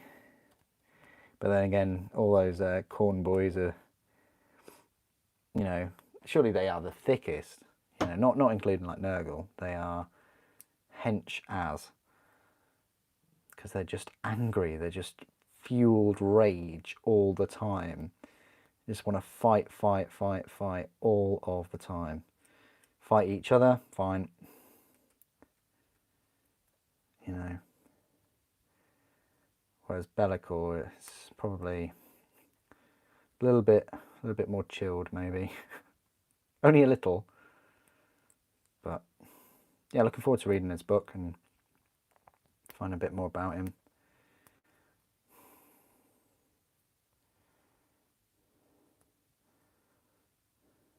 Just got to remember to close my eyes before I close the book before I go to sleep.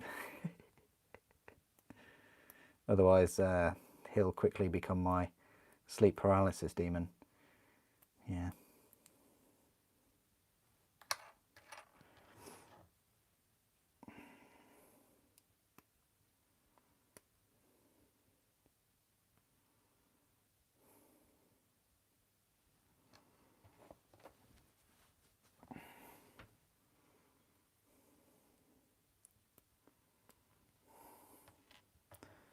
So we're getting a wiggle on with this model now. So we're gonna complete the legs and the toes.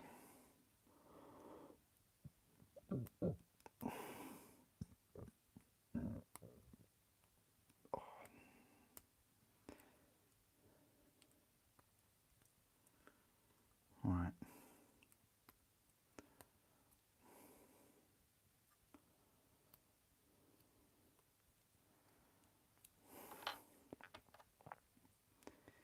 Yeah. I can't wait to do a size comparison with the sword and see how big this sword is. How big Be'lakor's sword is compared to, well, just compared to normal minis, really. I think it's going to be hilarious. Hilarious. Speaking of which, why don't we just... well, so the left leg doesn't have any armour plates, but the right leg does have a couple. So why don't we just get those ready too? So 29.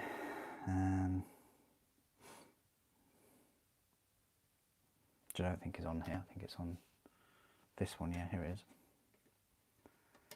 I mean, to be fair, this sprue's almost done, so the wings take up quite a huge chunk. And then this piece here, this number 30.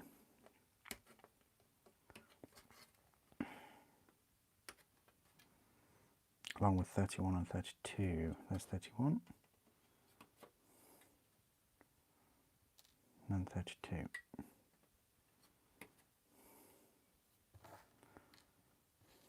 we are. Oh yeah, the sword. Why don't we get the sword off? Oh, massive sword. Huge. Is this the biggest sword?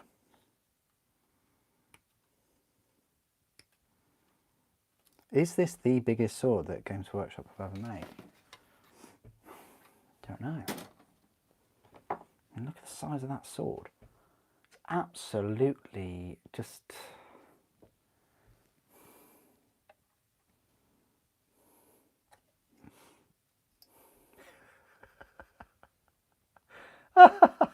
That's ridiculous.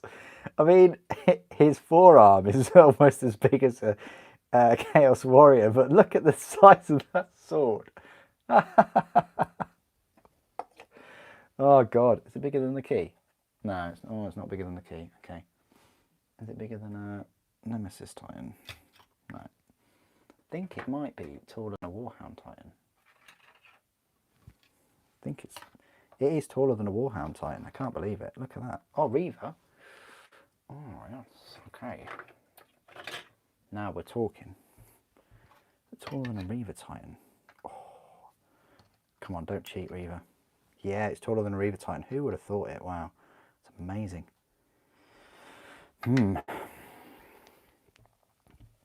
What I really want to know, I'll tell you what I really, really want is, where's the lion gone? Okay then, right. Okay, so we got, you don't get this on a normal stream, guys. I'm telling you that right now. I mean, some top tier content right here. Tough from above. Oh.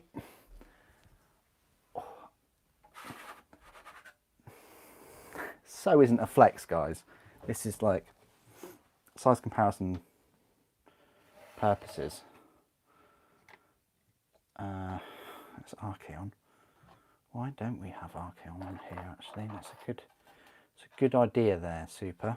Just make sure its wings don't melt. It's gone too close to the sun. Okay, right. So the sword is way bigger than Archeon. That's insane. Absolutely insane.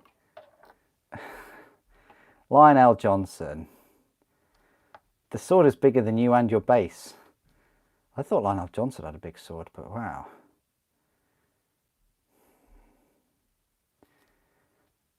His sword is longer than the spear of Telesto, Sanguinius. Mental. Anyway, there we go. How interesting.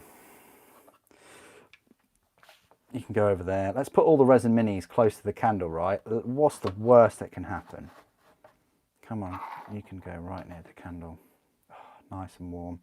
You can warm your wings over there while everybody gets triggered. Right. Okay. So let's tidy these bits up.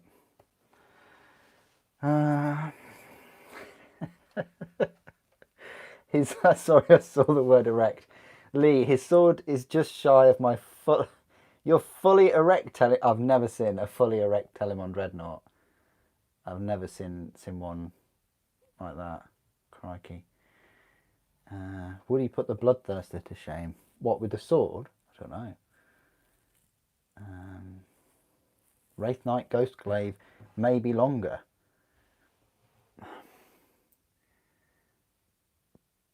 But that's a Wraith Knight. This is just a Demon Prince. That would be cool. I don't have one. I'd love to get one. If you want to send me a Wraith Knight, then I'm happy for you to post me one. That would be really cool. Then I can do a comparison. Now I've been put off buying any new Eldar just because of the lack of the refresh of the range. If they get a refresh or it's mentioned, then I'll be all over one. You know, I missed out getting Revenant Titans because, well, they were really cheap. I say cheap. They were cheap one day. I think you can get them for like £120 or so. Long gone are those days. They're 200 something, I think, nowadays. But anyway, back to building his legs.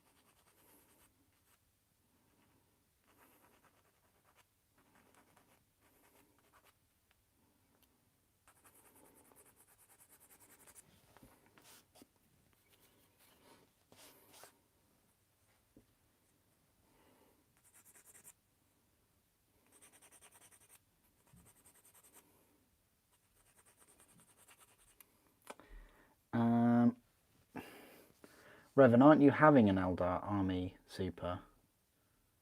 I've had a Eldar Army since 97.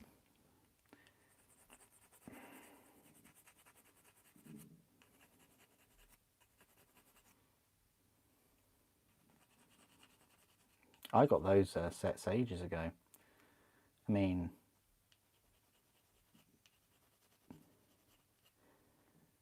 what was it? What was the other Eldar set? Was it Wake the Dead? No, Blood of the Phoenix. I got Blood of the Phoenix just to support them bringing out new Banshees and Jane Zar. I'd never owned Jane Zar before. Got a few of the other Phoenix Lords. They're pretty cool, like Fugan and Karen. I think I've got Karen Drass. Karen. Karen Madras. I think I've got him. I know I've got. Oh, who's the Dark Reaper one? Is it Morgan Ra? Good old Morgan. I think he was one of the coolest ones.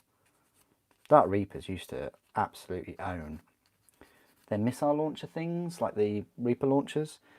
They were 48-inch range. I think they had, I want to say 2 shots. I don't think they had 3. I think they might have had 2 shots, and they were AP3. So you could just take 3 of them. You could wipe out your enemy's, you know, Space Marines Devastators in the first turn, which was a lot of fun because they didn't get saves.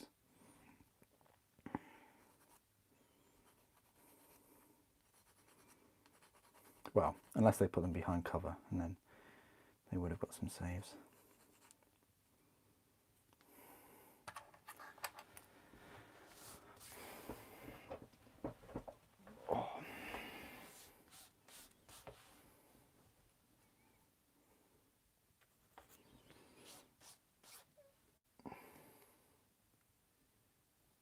Oh, sounds good, Lee. Sounds good. Good looking, that.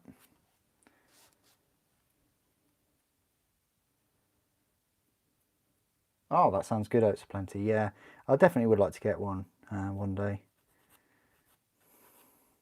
It's just I'm not really feeling Xenos right now. Too involved in Age of Sigmar, you know. I'm really enjoying the Age of Sigmar. And Be'lakor kind of counts. It's an odd one, isn't it? It'd probably be an odd, probably be a varied and inclusive audience this evening because, you know, Be'lakor is both 40k and Age of Sigmar. So, yeah, pretty rare that we get something for both. I mean, I know the War Master was Horus Heresy and Adeptus Titanicus, but, you know, a model like this comes along. I guess it would be the same for, you know, Slaanesh maybe, but I'm not going to go down the Slaanesh route. But if I were to do Slaanesh, especially the Great Demons, then that would be a crossover, wouldn't it?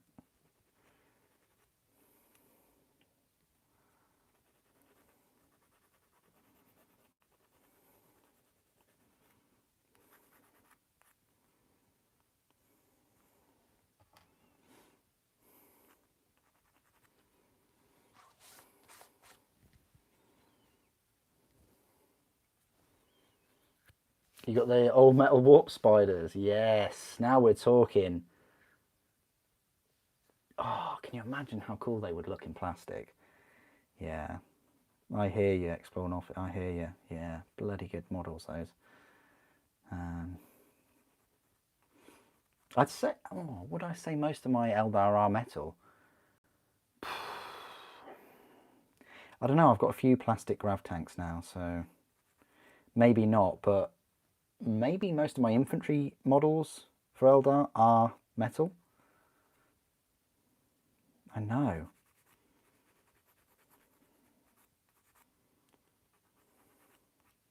There are people that are just getting into the hobby the past 2 years and all they've known is Primaris. They don't know anything about these metal models, let alone Finecast or, you know. guess it's just an example of time and how long this hobby has gone on for. It's remarkable, really.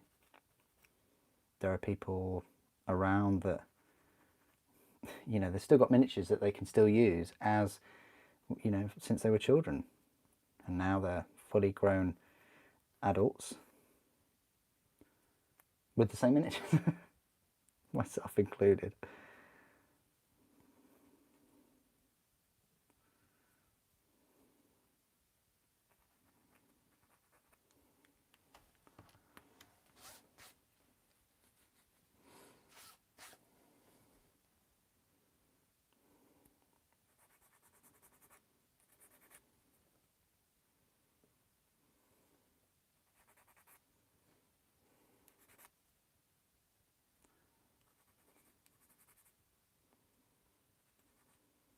You can just about remember those coming out. I remember going into a few of the Games Workshop stores, and this is back in the day when they just had a big place at the, I say back of the store, side back of the store in the corner, and it was just full of cardboard and plastic packages, and in each one had a shiny metal miniature in, and you just used a blister pack, we called them, and took it down, and you had a look inside and saw the detail, gave it a bit of a shake, and you were like, oh god, does it have any plastic bits in it? And and yeah, you thought, oh god, is this going to be a nightmare to glue? What are the little excess strands of tin that I'll need to repair, not repair, but clean up? Yeah, cleaning up metal miniatures. Wow, people think that they've got it hard with the resin. I can tell you now, metal models. Ugh. And then it's not like the metal models gave you a reward afterwards, because you'd play with them and they'd tip over if you put them on a slight incline. 2 Marines per blister, excellent. Oh, not 2 sprue, but 2 tin. There you go.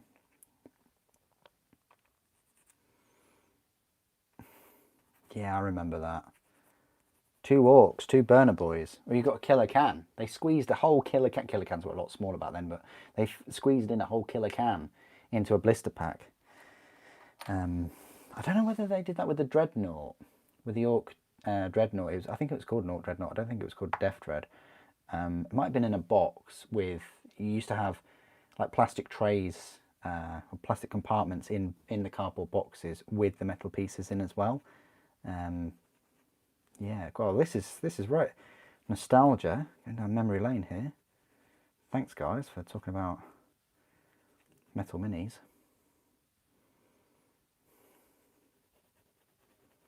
Many fond memories of heading into Norwich and spending ages in the store, and yeah. This is before they moved the store. Way before they moved the store, actually. Back in the late 90s.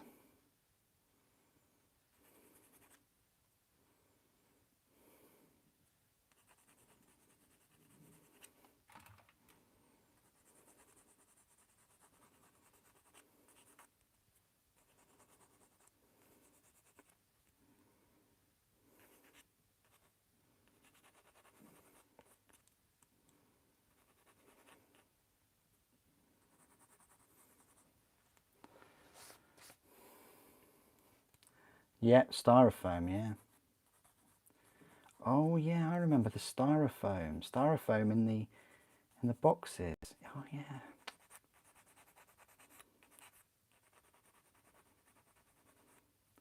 The box art was so simple back then as well. Like some of the older box arts, like the Terminators, the old plastic Terminators, just in the single pose with the green goblin green bases. And now you look on Instagram and you see, oh, some of the works of art out there. These models, miniatures, have become people's canvases, haven't they? and can be instantly shared and have instant recognition. You know, back in my day, when there wasn't the internet, you'd have to physically take your model down to a store or an event and show it off.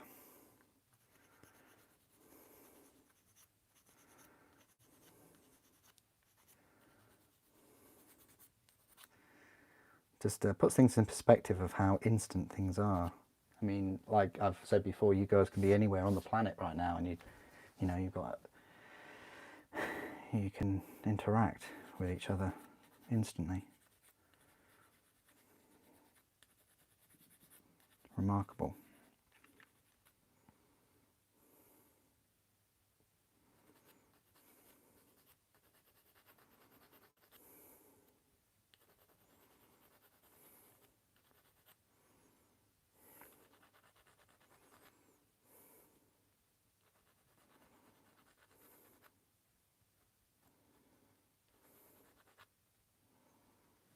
Okay.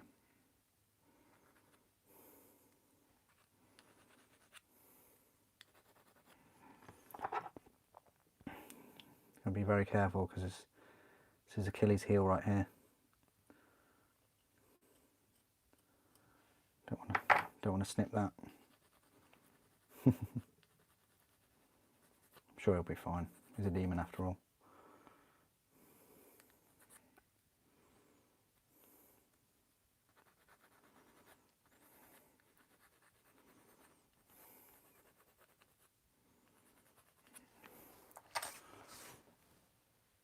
I think those toes are done, or one of them was done.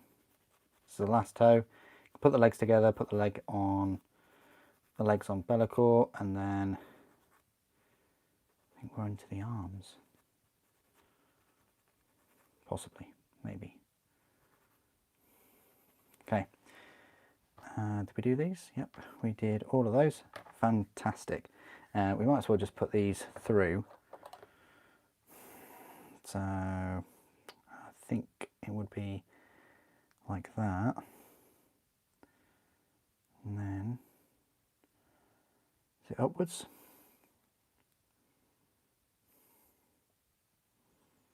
I'd like to say upwards. Might be completely wrong here.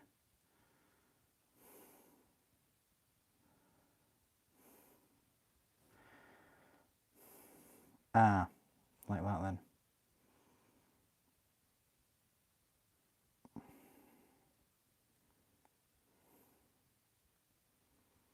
We've got the larger claw through there. No, we don't think.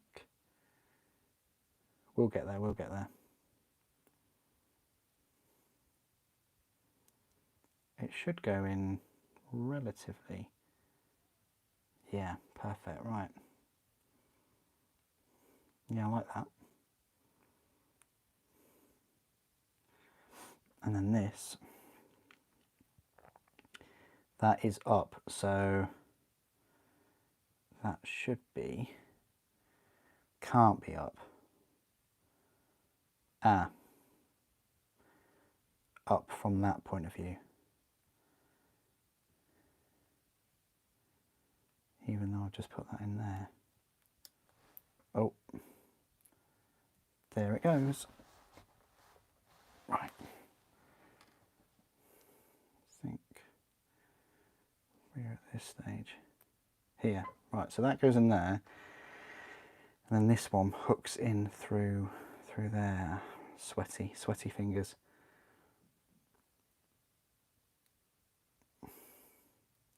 Right, get it. What I'll do,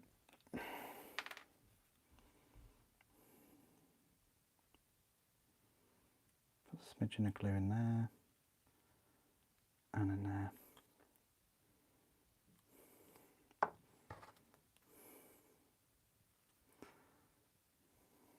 There, perfect. Right, so that's those done. Let's put the legs together, muscle and the side of the leg.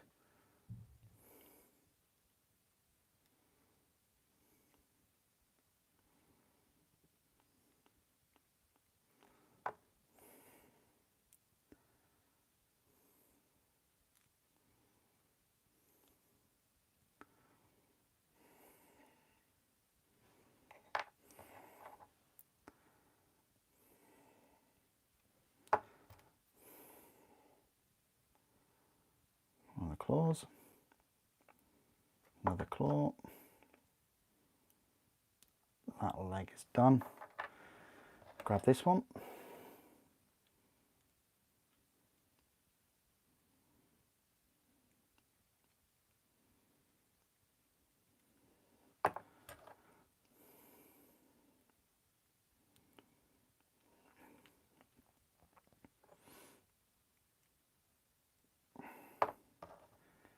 Put the claws on. I want to use the word chicken legs because they do look like chicken legs.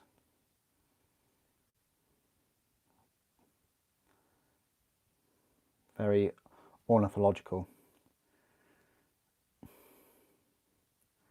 Okay. Then this will go plate down there. Right, okay, get you.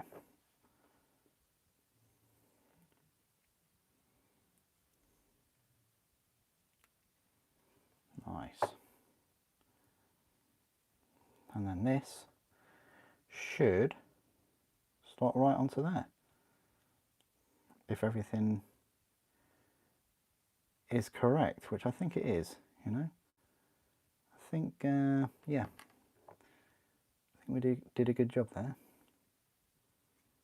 So we'll pop that on.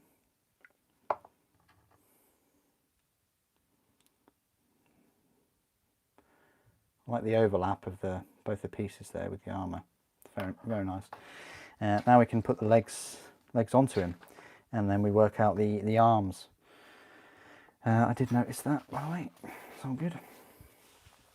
Oh, sorry. There's loads of comments, guys. So let me just read.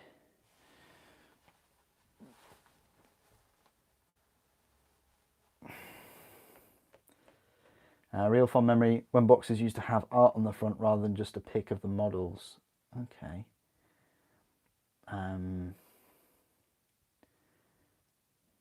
You've got your cardboard or killer can. Cardboard. That must be worth loads. Cardboard killer can. You remember the old Cow Guard and Honor Guard in metal? Yeah, I remember those. Yeah. But that was 2008 though. That was Tanker. That wasn't that long ago, my friend. But then again, that's 13 years ago. So you know, if some of you are like 20, you know. The original metal Venerable Dreadnought. I've still got the original metal Dreadnought. Yeah, it does weigh an absolute ton. I think I've got the Venerable one too. I think. I'll have to have a look. Yeah, only 15 years in the hobby, you see. Yeah. Right.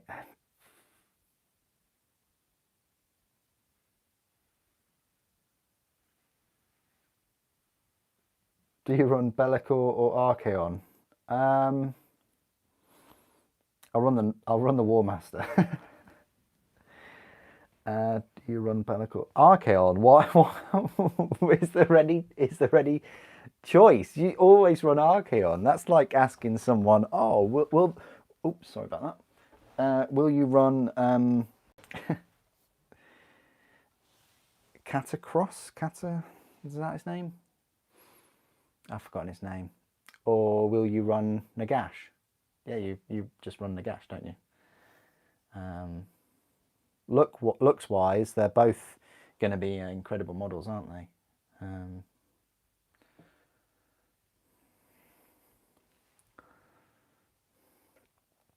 You were looking to start Seraphon Army, but they sold out of the new War Scroll box. Oh yeah, that's a popular one, I think. Muffin, that's a popular one. Yeah. Okay, let's glue his legs on because he's a bit legless at the moment. The legs should have had enough time to dry. Oh. Oh, very satisfying. Like a glove. This kit's like a glove. I've enjoyed this kit so far. And been impressed.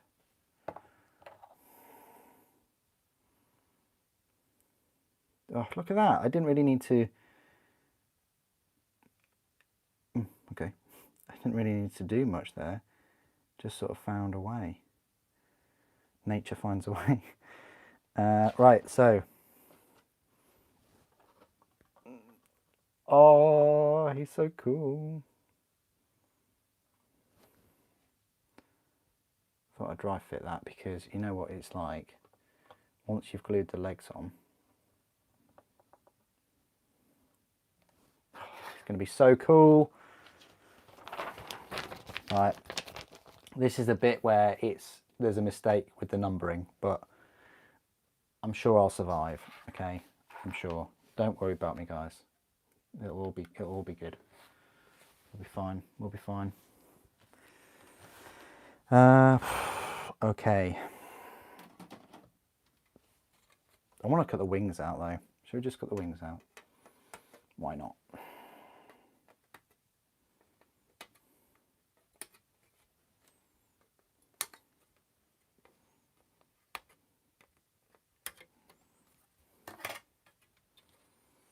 Oh, wish I could go get a coffee. That'd be lovely right now. I'll just go and grab one. Don't know. I'd probably be up all night if I had a coffee. So these are the wings. Oh. It's gonna be crazy. How big he is. Oh, it's probably that way around, isn't it? Hang on, wait a minute. Nope, I was right. I was correct. There's the wings. So I think we're going to need 48. Possibly, maybe. This is all guesswork right now. 23 is the other torso. The pointy torso. So 23, we'll just keep that on standby just in case. 42 and 43. There's a 42.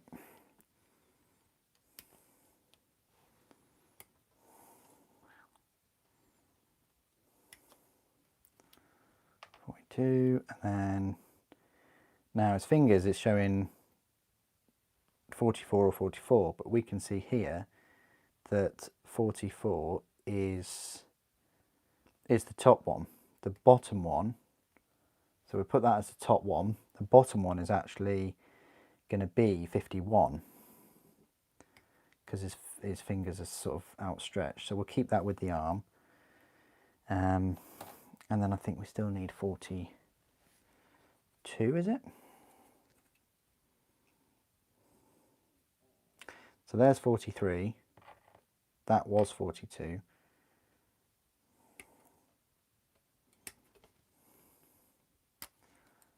So there's 43. I think that'll go together just fine.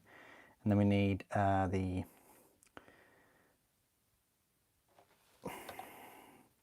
van brace.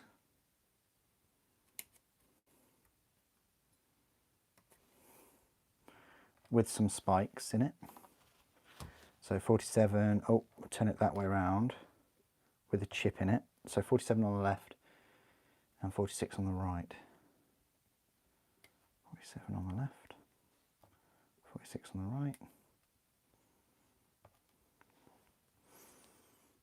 Think, yeah, so it's the opposite of the top one, basically. Let's get those ready anyway. Well, they are the right way round. Oh no, they're the right way around on the top. Okay, so whichever way you do that, that's the right way around. But we do need the chest piece, which is 48.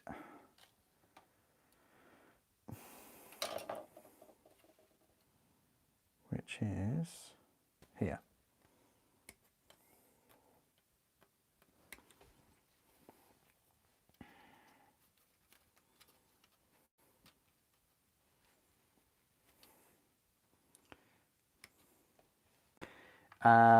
Yes, Terfeld.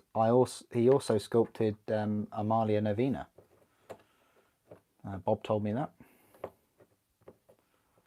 And in my opinion, Amalia Novena is probably one of the best sculpted plastic models GW have done. The amount of detail and 3D detailing is almost on par with resin. Fantastic. Right, so that's the chest that we want to go for. I've got the arms. We could get the sword and the other arm ready, which is 37. Oh, that's the pointy hand, isn't it?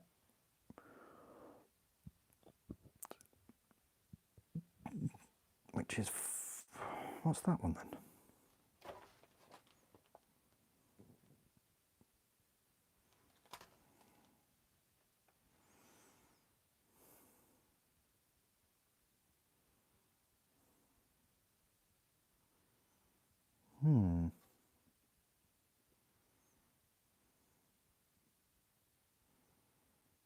So this must be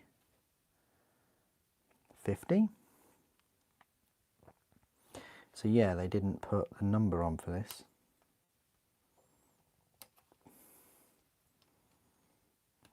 So this is the other odd piece right there, but this is the sword arm. So that will just go with the sword over there. And then we've got a choice of heads. So we've got some kind of like Diablo type horn arrangement going on.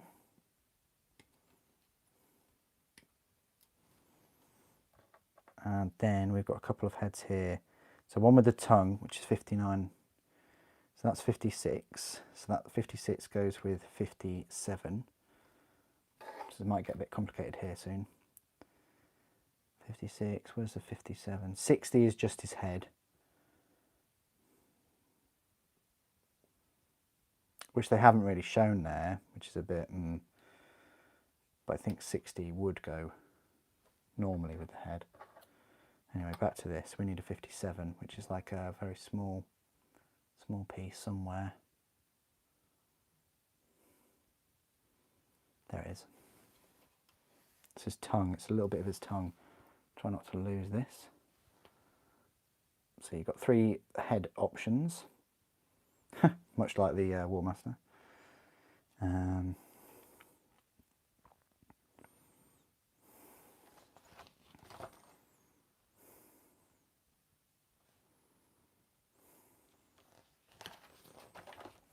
Got another one of these arms right here. So I assume that may well go on there. But then with the other head that's wide open, number 58, this goes with the long tongue of 59, which should be staring me in the face, but there it is, yeah.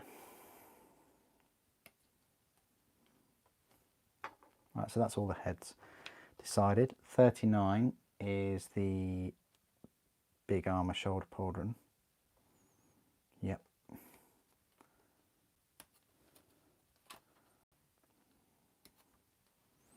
Followed by 41 and 40, which I think is the last 2 pieces on this sprue. And 1 sprue is down, guys. 41 on the left.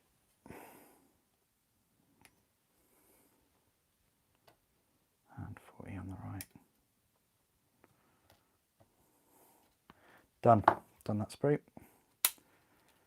Fantastic. Yeah.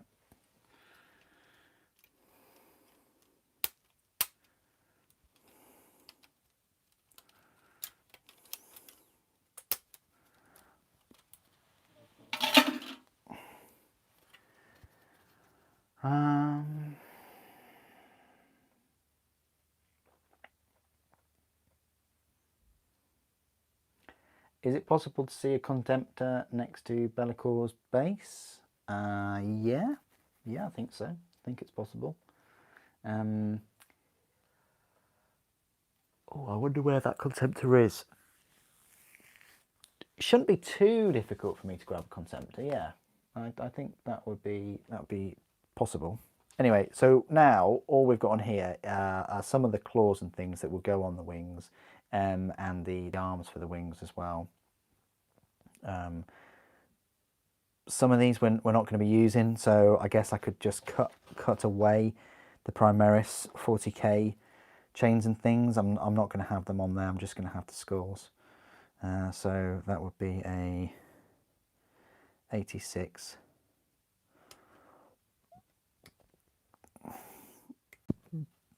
I don't know. I'll still think about it. I might not even put those chains on. 73 is, I want to say over there somewhere. There it is.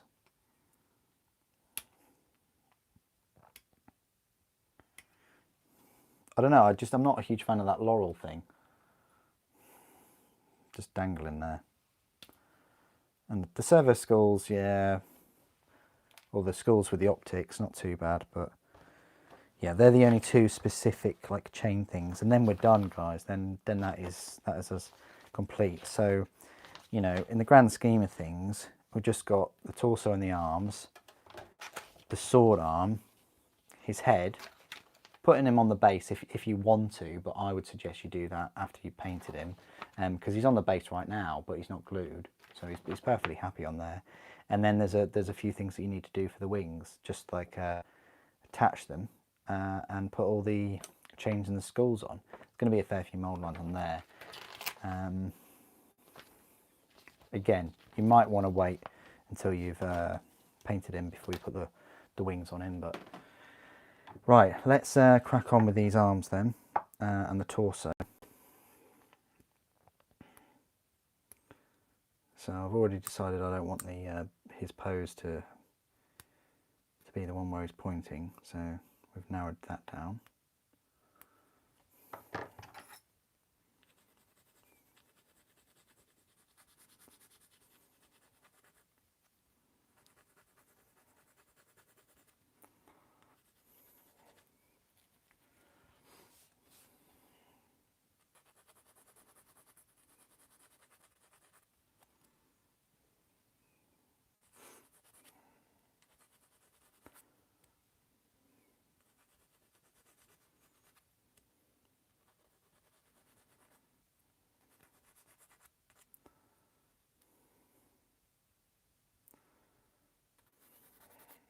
Okay, let's just pop them off. See if that glue has dried all right. Yeah, I think it has. What we'll do is we'll just fill a gap.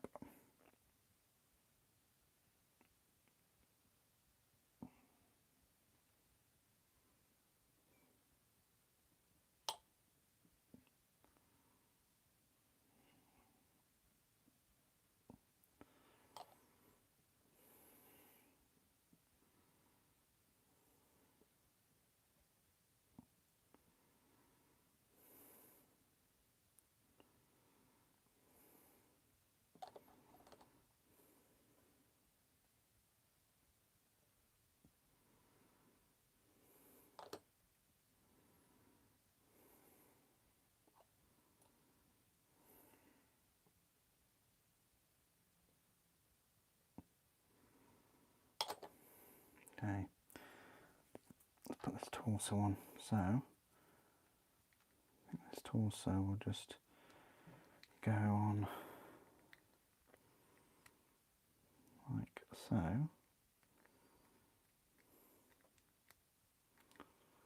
I wonder if that isn't even meant to be on there, and I don't think that's meant to be on there at all. We can get rid of that. I did wonder about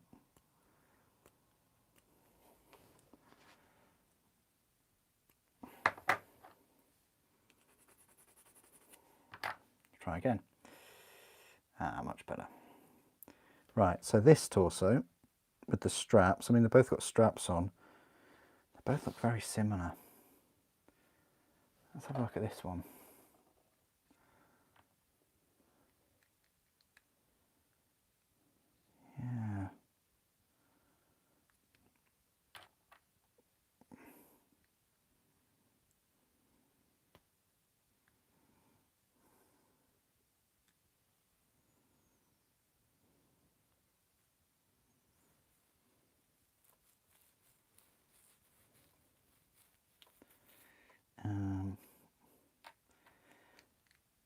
George, are you going to put anti-air or mortar on the War Master?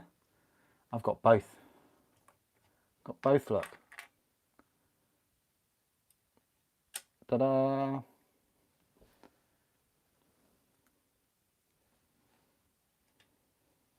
Pretty cool. Now I forgot which is which. Oh, God damn it. I think it's this one that I need, because this one was the one that I specifically, yeah. Right, well, let's move that way out the way, because otherwise I'll get distracted. Okay, so let's clean up these and put his arms on.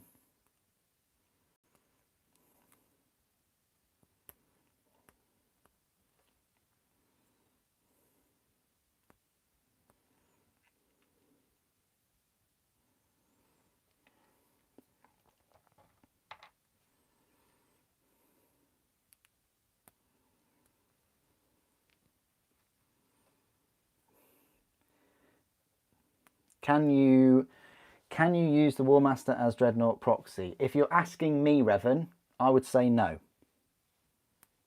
I mean, if you're asking other people, that's up to other people how you'd answer. But if you were against me, I'd say no. It's not a Dreadnought. It's way bigger than a Dreadnought. Different base. It looks completely different. I mean, what kind of Dreadnought would you call that with tiny little guns on it? I mean, yeah, there's nothing that you could say that could convince me personally that you want to use that as a Dreadnought, other than you like spending money and you've spent almost £100 on a Dreadnought that you can pick up for 15 quid. It's like, you know, if you want to spend way more than on a Dreadnought for something like that, then yeah, go for it. It's all good, man. It's all good. Ah, right. So this goes on there, definitely. Yeah. Right. So that's that. And then we've got this little hand. Jan, will I be in Discord chat after the stream? Definitely. I'm going to end the stream at 10:30. No matter what stage I'm at, I hopefully will have done the arms by then. But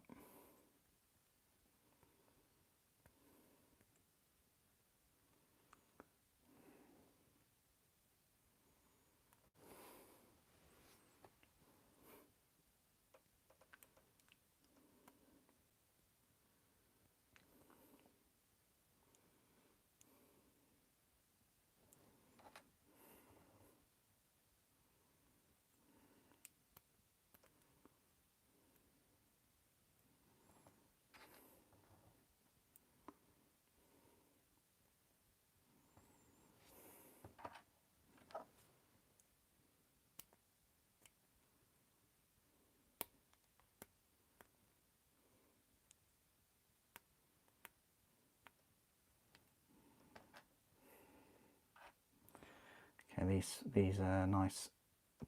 Are they claws?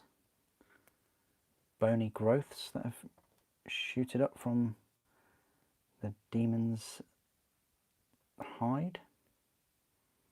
They must be, right? They must be.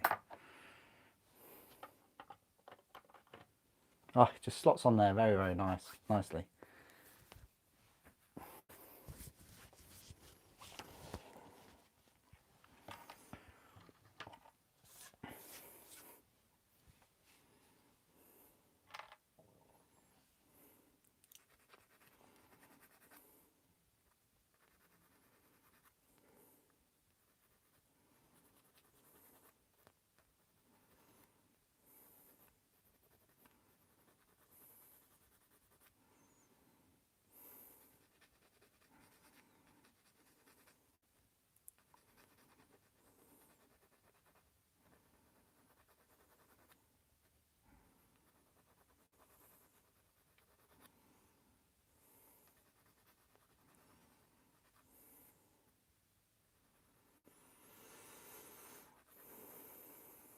I mean, it's weird because it's like it's a pointy hand, but not.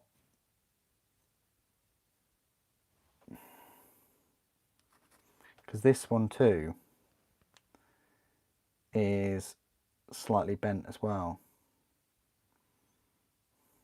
like the thumb. One's got a ring on and one hasn't. And it's really interesting that the one with the ring on is sort of, I say, pointing down. Well, not pointing down, but you know what I mean. It's got its finger outstretched, that's what I should say.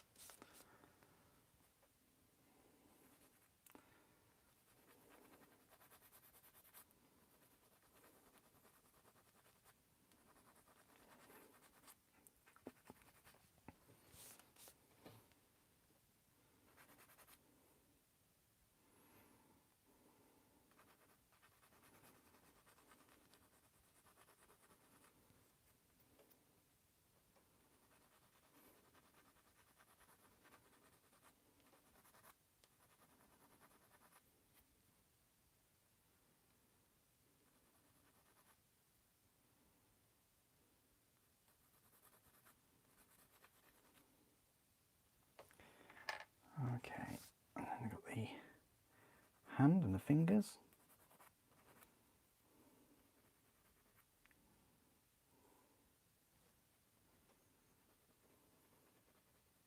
I like the articulation on the fingers for this one. All kinds of detail on there. If he doesn't drop it. I'm always dropping things, guys, you know this. You know this by now. I need like one of those, what are they? Catchers. You know, like they have on the back of the your letterbox. I need one of those for this table. Dropping so many things.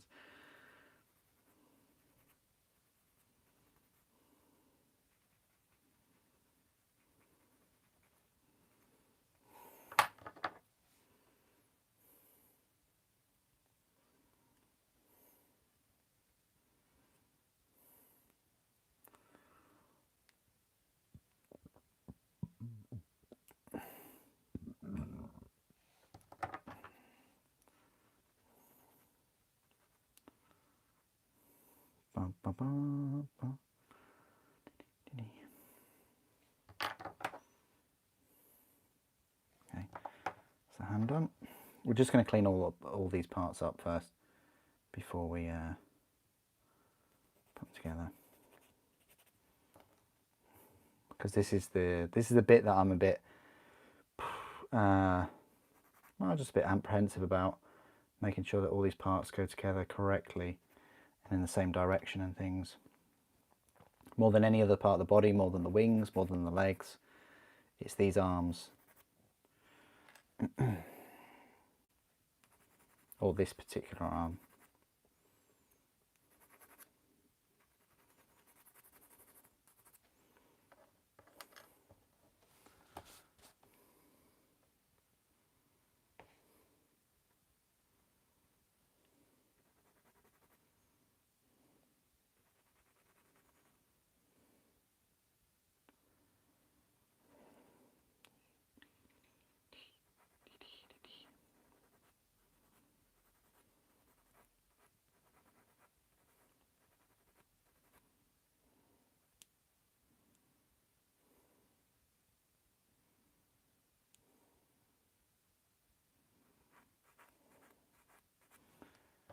Right, we'll tidy up that sword arm a little bit as well, actually.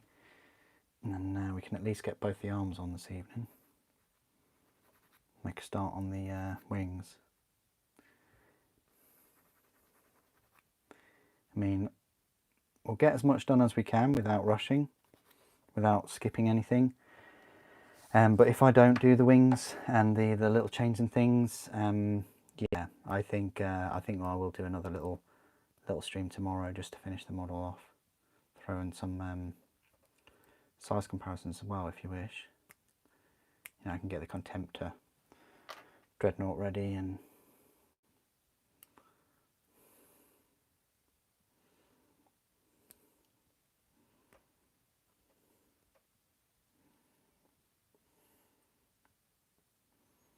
sword is huge, absolutely huge.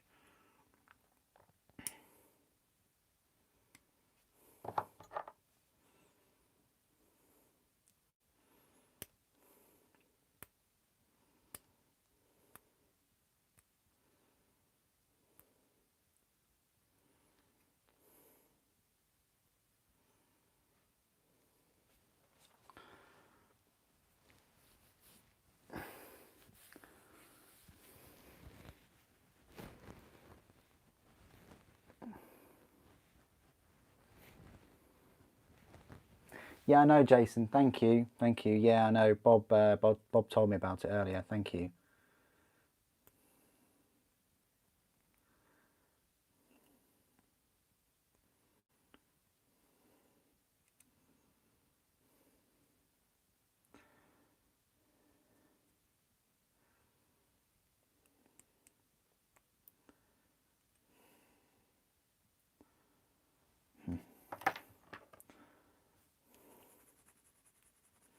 Very veiny. Veiny arms. Sinewy.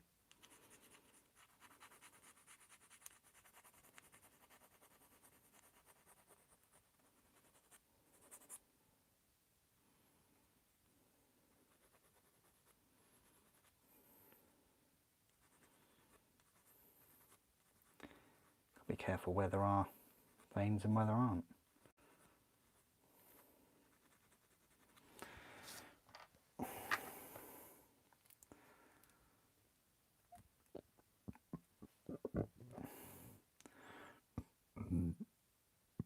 Right, pardon me.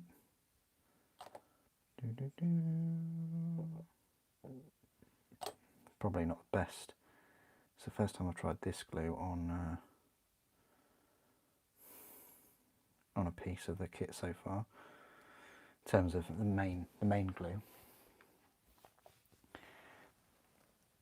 Oh, it's this huge. Look how huge he is.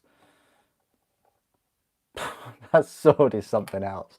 I can't get over how big it is.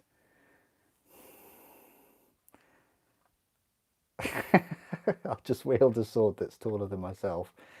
Can you imagine that? I've just got a 6-foot sword over here.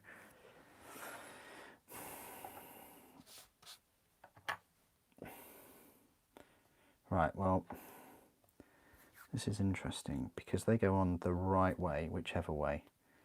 So, and they go upwards, upwards and inwards. Inwards, outwards, upwards and outwards. So I think that goes in like that. Yeah, you said it, Bob. Yeah. I almost said it. I almost said it.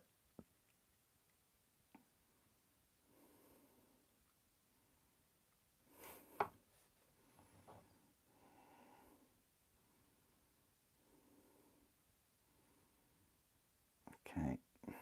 Come on. Right, well, I've decided I'm never doing that again.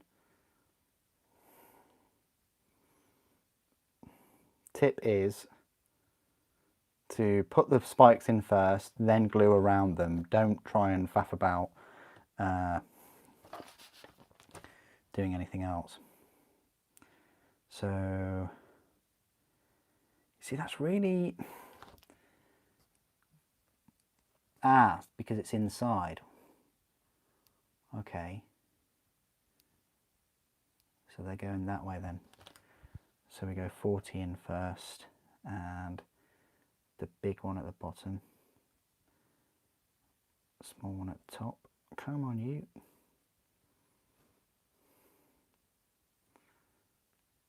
Right, good. I think. Yeah. Happy with that.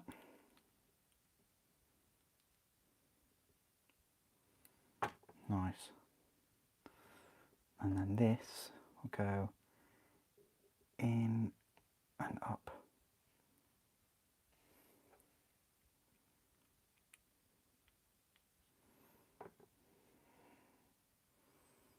Still, after all that, still a bit of cleaning up on there.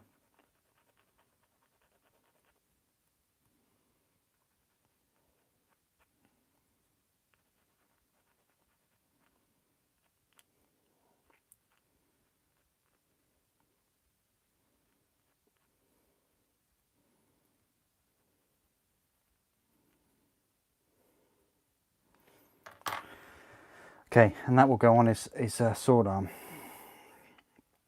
So we could clean that up, and we could. Should we risk it, guys? Should we actually do it? I think this is the moment of truth.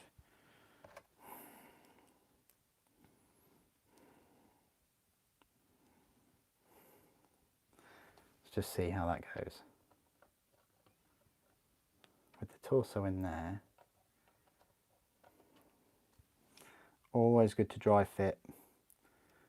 Measure once, cut twice. Measure once? No, measure twice, cut once. Oh man, it's nearly 10:30. It's way past Super's bedtime. Okay, so if all goes well, his arm should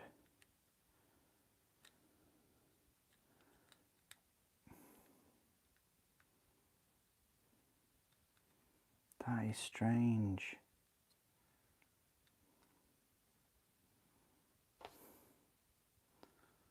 Because that should be in... Ah, okay, I see. So you kind of put the arm in first.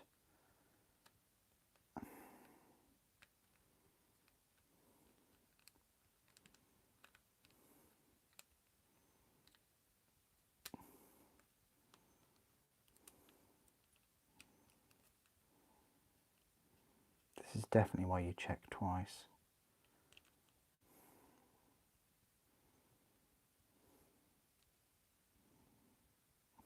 So that's the pointy arm, look, you see. That is nothing but the pointy arm. So the other one must therefore be... Ah, hang on. Yeah, we can put that on there, can't we? Surely.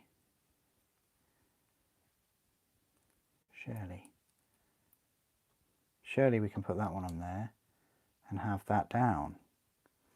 So we've got the finger down.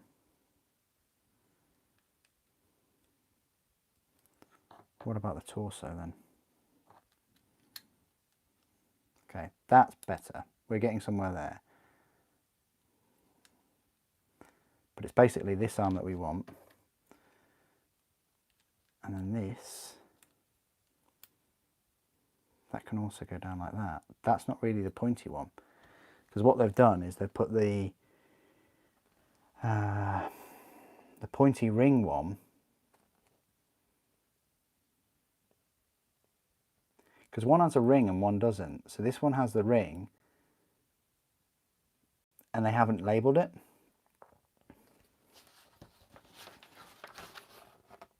Like at all. They haven't labelled, they haven't numbered that one. So they did mess up.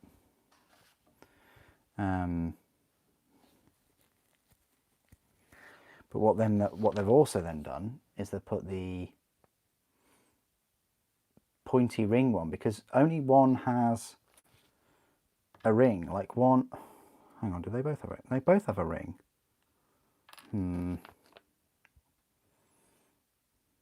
Well, I think that is the correct one, because that is more of a pointy finger. Yeah, that's a pointy finger. You don't want him pointing down. You want that one to go on there. What a kerfuffle, right, guys? Can't believe it. Now, let's hope that they haven't messed up with the torso. So I think we want that one. We'll get rid of those by process of elimination. And this is... So it's either that torso or this one.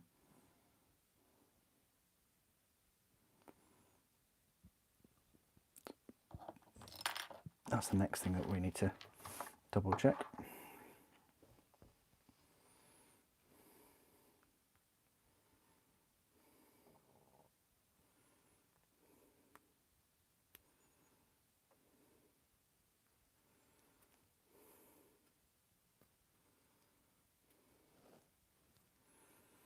Okay, Kriegsman, well, have a good rest of your evening.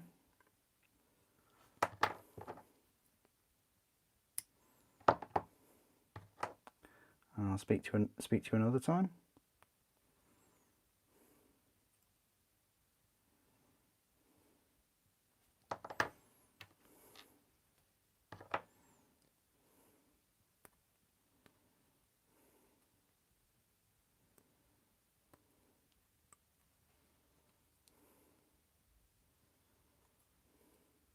Oh. When you said that's it, you're done, with no context, I think one has a right to assume that you're going. That's it, I'm done. Instead of I've finished my model, I've finished building or painting what I was doing.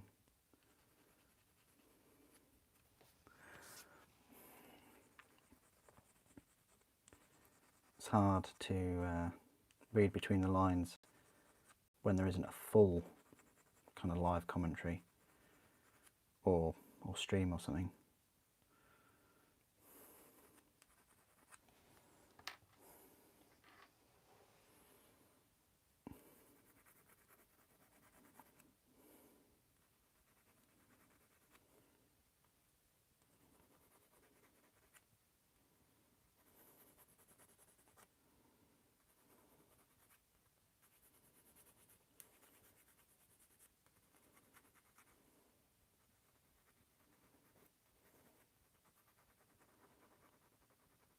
Really, really cool.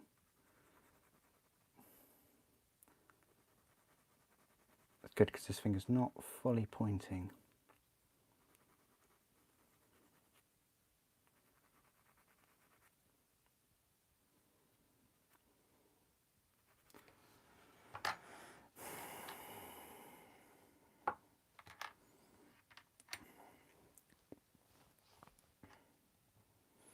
Again, what's with these fingers? That one looks quite cool. What about this one? This is going to be exactly the same. No, and I think this one only works with the other arm. The fingers are a bit more kind of scrunched. Yeah, that one definitely doesn't go with that. So that goes with the pointy hand. I'm sure of it. Yeah, big time. As if you were pointing like your fingers would be more closed like that, as opposed to like that. Okay. Anyway, that's my photogenic hands for the evening. You're welcome. That's right. Okay. On that note, let's stick his hands on. Okay, put these on there. Oh, perfect. Like a glove. Like a hand shoe. Right, so that's cool. And then this will only go one way to cover up that sleeve. That looks amazing. I like that. Okay. This van brace. You always get told off for mixing van brace and greave up. but I think I'm doing well. So that's for the sword arm. I mean, technically that could go on there now, but I want to prepare that a bit more. Yeah, what we'll do is there are two different heads and necks, and it isn't that clear on there which is which. I mean, I think one is like facing the camera, I want to say. The images that they've shown are all showing him facing that way, which I think one would assume is this one. It's like it's facing that way, pointing. So I think that this, which is a shorter neck, not a long neck, is more like facing straight forward. That's my theory. We'll get to that point in the morning, because that's pretty much the end of my stream. I've been at it for 3 hours now, so I think I haven't been out of this chair, so I think I deserve to have a little bit of a comfort now. And but fear not, I will be back tomorrow. Not super early in the morning. It's Sunday morning, guys. Come on. I'll probably be on in the live stream maybe 11, maybe 12 o'clock. Depends. I want to get the member video done and a couple more videos done. So, and yeah, I don't really want to spend the whole day, you know, on the channel like I did today, pretty much. But yeah, I will be back tomorrow. So thank you for all of your motivation. We'll get there. We almost finished him. Just got his arms to stick on and get his wings sorted, really. You know, if you tune in tomorrow, if you don't worry, the live stream will be there. It'll be available, so you can watch it at your leisure. Yeah, hopefully you'll join me. If you can't, then no worries. I'll see you in the next one. And yeah, plenty of content coming to the channel as always. But thank you ever so much for joining me this evening. Thank you for watching. The Emperor Protects.